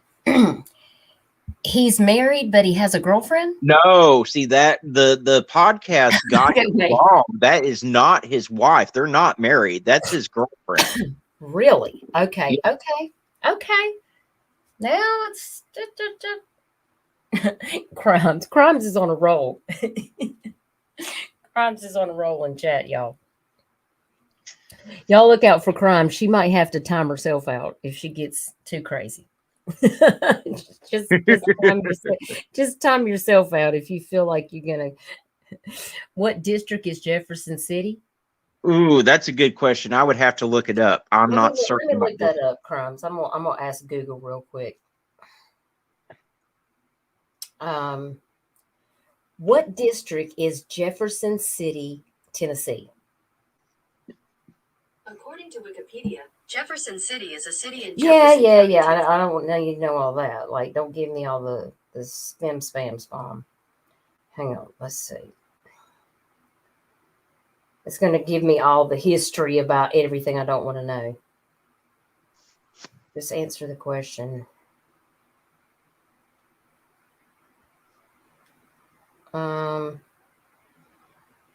Second Congressional District, represented by the House of Representatives Republican Tim Burchett. That's what it says. Second Congressional District. Jason says he just wondered if he could have ran off with another woman. Well, that would be pure speculation at this point. I mean, all we know is that his phone was moving at an extremely slow rate and that he hasn't been seen on any type of video surveillance since buying the cigarettes at the BP. And then the phone appears to have been thrown from a moving vehicle, which is what caused that crash detection. Mm-hmm. And to think about his little 9-year-old being so devastated, that breaks my heart.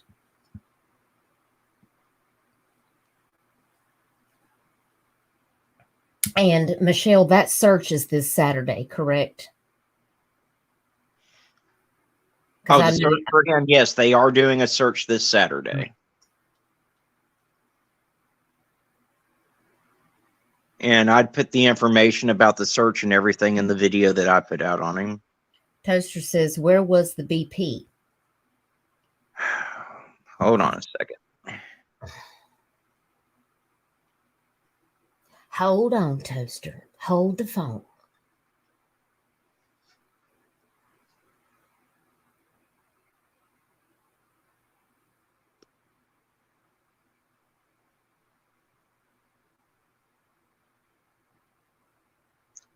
Gotta pull my notes up real quick. Y'all make me think. You found it to be the 11th and 17th. When I pulled it up, it said it's the 2nd Congressional District.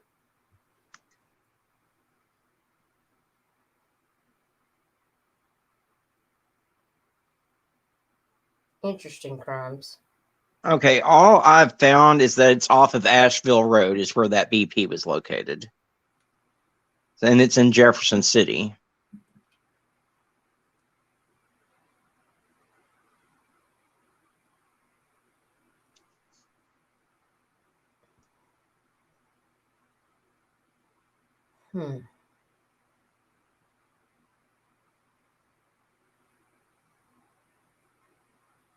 I've got first and second crimes. Why am I getting something different than you? It's got 8,400 residents as of 2020.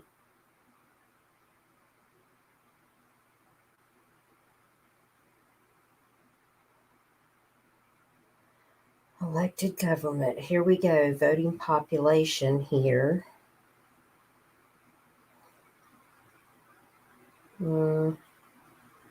Jefferson County is located within the 1st Congressional District of Tennessee and the 2nd Congressional District of Tennessee. And it's got all these people. Yeah, so the BP was off of Asheville Road in Jefferson City is where the BP was located at. Okay. Does I-40 run through there, Jason said? I believe so. Hmm. And then I've got all the information for where they're going to meet up and everything for the search that they're doing this Saturday. I included all that information in the video that I put out on him. So anyone that's in the area that wants to go help with that, I would definitely encourage y'all to do so.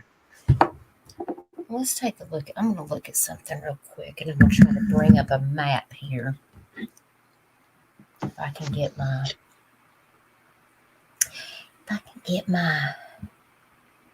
thing to work here, and then I'm going to share my screen here.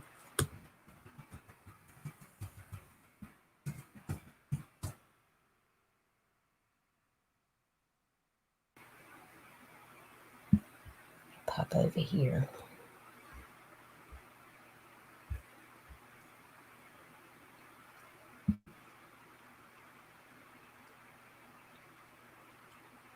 Okay, so here we have Jefferson City right here.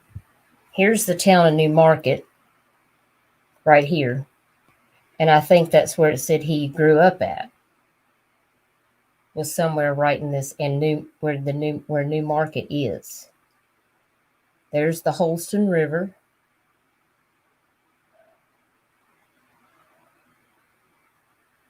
So that's just kind of southwest of Kingsport and Rogersville. Yeah. Okay, let's look at something. Let's put in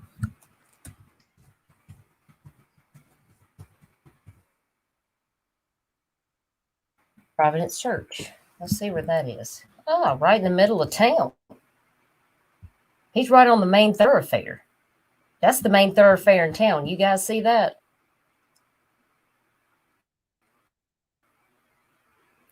I mean, he's not off on some side street or something like, you know what I'm saying? I mean, it seems like somebody would have seen him. You would think. How can you be right? How can you be right? Look at this road, guys. How can you be right on a main thoroughfare and like nobody see you?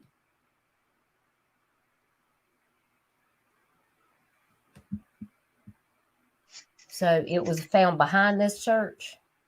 Yes, ma'am. Interesting. Well, I mean, you do get Jason, that's why the family's asking everyone to check for their cameras and stuff, because there's got to be more footage of him than just. I mean, look at all these places that could potentially have camera footage around this area.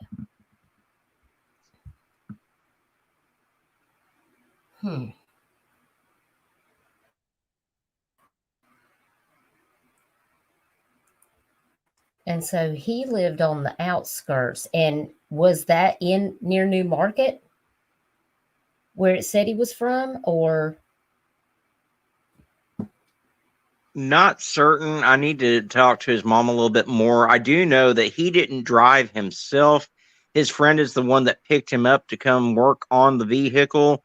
So he was dependent on that ride from him to get to the truck that he was working on, but he didn't have a vehicle himself. Interesting. Which again is why I asked the mother about the. There's 40, and there's Kodiak right there. Mm-hmm. So, I mean, you got a little bit of a distance. I mean, that's a long walk. Yeah, the friend took him to the BP. They do know that.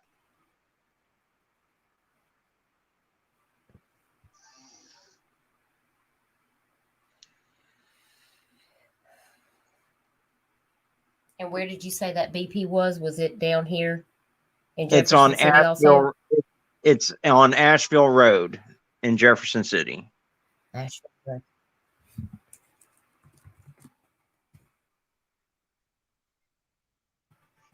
But there had been some communication between him and the family after he left the BP. So whatever happened took place after he left that BP. Oh, boy, it's taking me to all kinds of BPs. Yes, this one. Take me to that one. Chow, chow, chow, chow, chow, chow, chow.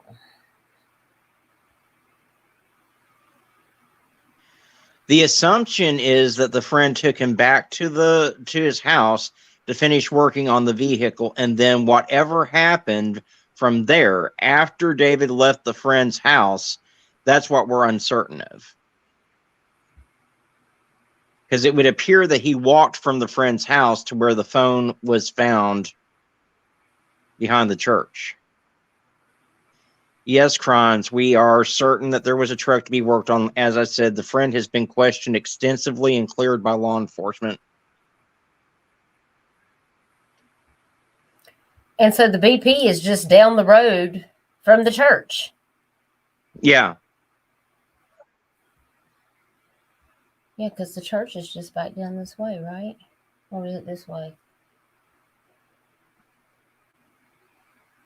It was right along here, right? It's on that main thoroughfare.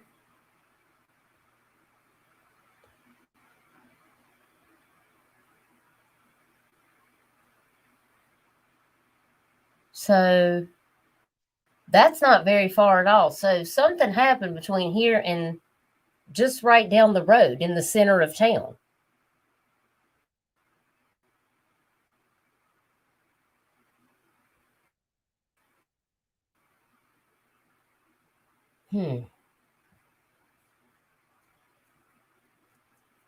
Okay. What Such I an was told interesting. by the mother crimes is that he was working on the truck. He ran out of cigarettes. The friend took him to go get cigarettes and then went back to go finish working on the truck. And then whatever happened after he had gone back to the house to finish working on the truck.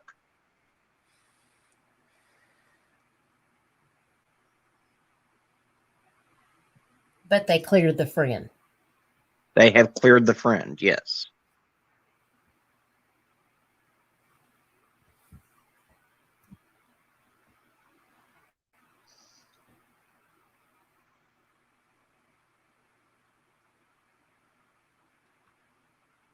When I see this map, what I see is that there's a lot of water close by. And that's concerning because the mother said that he had started using again. So it did pop into my mind that he could have been high and just wandered off into some of the waterways.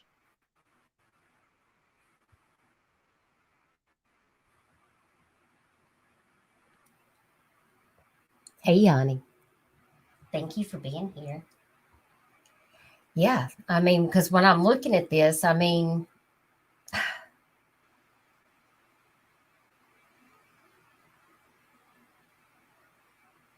regardless of what people think, people just don't walk off with no money, no phone, no nothing. He was using meth, Jason. He had been clean for quite a while. Was he actively using those? No. Well, what the mother said, he had been clean for a while, and then one of his friends had asked him to score some meth, and he started using again, and he was using at the time that he went missing. Yeah, I mean, he's a pretty heavy set guy. I mean, he's tall. He's 6'3", 230. He's 6'3", 230, Jason.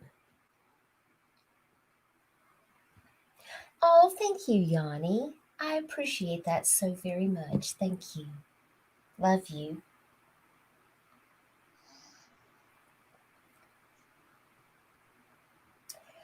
I'm very concerned. And, you know, especially if someone is using actively. Yeah.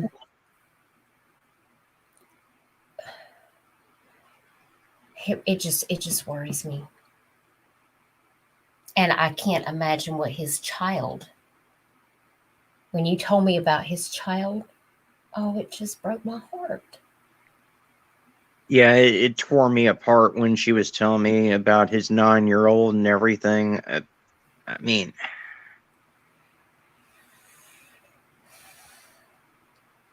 yeah. Yeah, he does look like he could handle himself. But, you know, when people are intoxicated, or we don't really know all the circumstances. What, you know, I mean, this is just speculation. I'm just making an observation. It's not facts.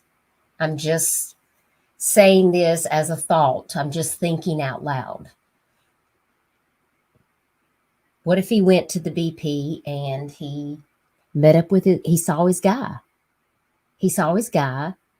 He wanted to buy some stuff, and the deal went bad. There was an altercation. well, see, and that's always a concern. Right, because see, when I think about people that have an addiction situation, I always have to think about that avenue also. Oh, Is that absolutely. because when people don't have money, or they don't have the money that the person wants them to give them, you know, or, hey, you already owe me money from such and such, and so I'm not going to deal with you. You just don't know how people can get amped up in those situations. Yeah, I mean, you always have to worry about a drug deal gone bad, and then in today's day and age, when they're using, you have to also worry about was there something mixed in with whatever he scored. What if it had fentanyl in it? That's always a concern. Absolutely. This day and age, it's not like it used to be a long time ago, where people just thought it was. Of course, it's not like it's ever been safe. Okay, let me just make that clear. But it's not like it used to be. I mean, you don't know. People are putting fentanyl on money and leaving money lay in places just so people will pick the money up and overdose, which I find disgusting. See, crimes, I mean, these are all things when we talk in discussions. These are just things when we're talking out loud about things that are possibilities. It's not that we're trying to say that, you know, that yes, this is what's happened, because we don't know that. But we have to keep an open mind that there could be a lot of things at play, which is why it is so imperative to continue to look for him. And Jason says, well, he very could have ran off with someone. And see, and that's the thing. There's 1,000 possibilities as to what may have happened. That's right. He could have owed money from before. And meth does make you do crazy things. Crimes, yeah. He was working as a kind of shade tree mechanic. He wasn't working for a shop or anything. He was just doing it for himself. And so the friend was supposed to pay him for working on the truck. Yes. Y'all are in my prayers. I'm so very sorry.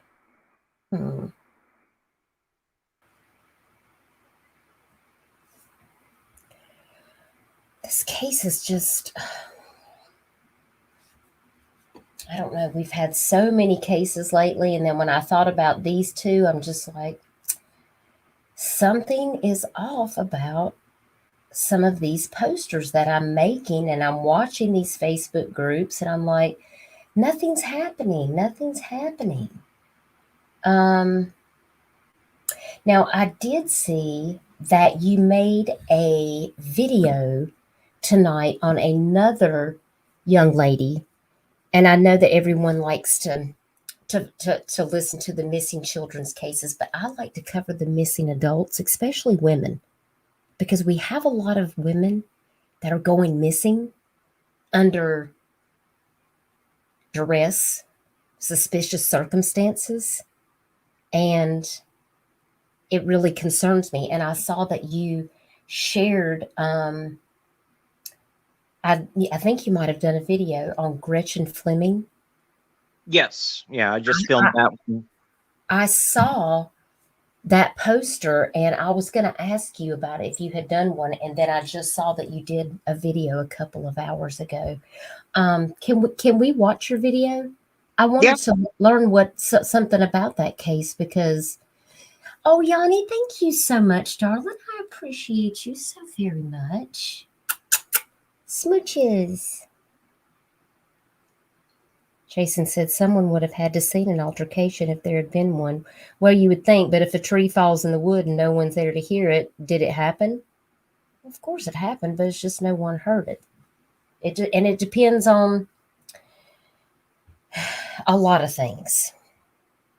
Maybe somebody saw it, but they don't want to say anything because people don't like to get involved and stuff like that. So, all right, let me jump over here and I'm going to see if I can find my, give me 1 second. I'm going to go find your video because I thought that was a very interesting case. And I was like, oh man, I wonder if Arctic has covered that yet because that needs to be covered. Oh, there it is. Let me share my screen and we're going to watch this video. I'm going to mute myself because you guys probably won't be able to hear me, but if you need me to stop, just let me know and I'll unmute.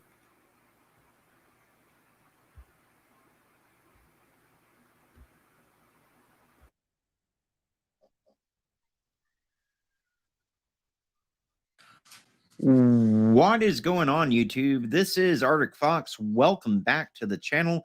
Today, we are looking at the missing persons case of 27-year-old Gretchen Fleming, who is missing out of Parkersburg, West Virginia. Gretchen is 5'2" tall and weighs 120 pounds with brown hair and brown eyes. The Parkersburg Police Department is asking for the public's help in locating the missing 27-year-old. Gretchen was last seen in Parkersburg, West Virginia on the 3rd of December, 2022. Witnesses state that they saw her at My Way Tavern with an older man on the night of December the 3rd, and also at some other surrounding bars and restaurants. Her belongings were later found at a neighboring tavern called the Front Row.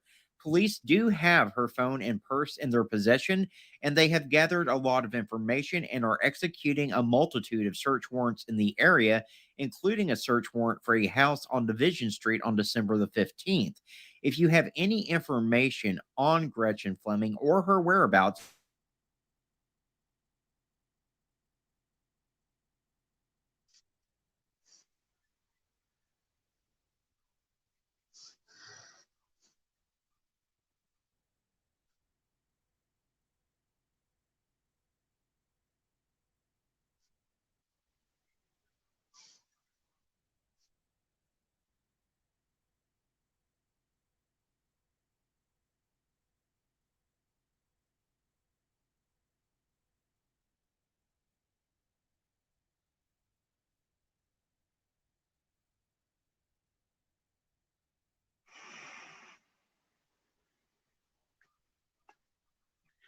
no, I don't know if he hung out at the Lake Toaster Oven.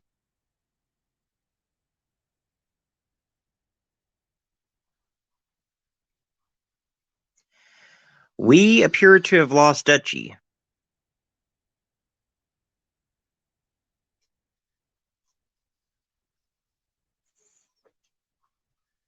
Hopefully she will be back soon. I'm not sure what happened to her. But yeah, that case with Gretchen is very alarming because they found her purse and her phone at the tavern, and no woman is going to willingly leave her purse and her phone at the tavern like that. Now, apparently, they've got some evidence because they did execute a search warrant today for a house there in the neighborhood. So we'll have to see what comes of that search warrant. They've been executing quite a few of them, it looks like.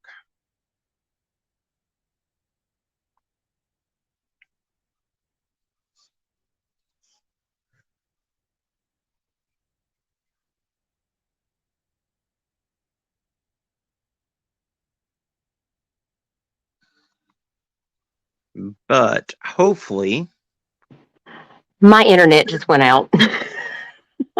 hey, Dutchie. My internet just the Wi-Fi just went out. So I'm sorry about that, guys. Oh, it happens. It does. It happens. I was just sitting here looking at an article, and then I was like, my Wi-Fi just went, and I was like, oh no, what happened? And I couldn't get back on the stream. Sorry. Yeah, that is such a crazy case. Like, Yeah, it's like, yeah. no I mean, I woman was leaves saying, their no purse. woman is going to willingly leave her purse and phone behind at a bar. Yeah. And then she That's was seen with that older gentleman at the tavern, which is a huge red flag too. So Mhm. Yeah, I thought that was crazy. I thought that was crazy for sure. Let me go over here and find this article. I don't think I'll be able to share my screen now. I don't know if my Wi-Fi is going to come back. Oh, my Wi-Fi's back on my thing. Hang on just a second. I'm gonna hop off here. Give me a second and I'll pop back up.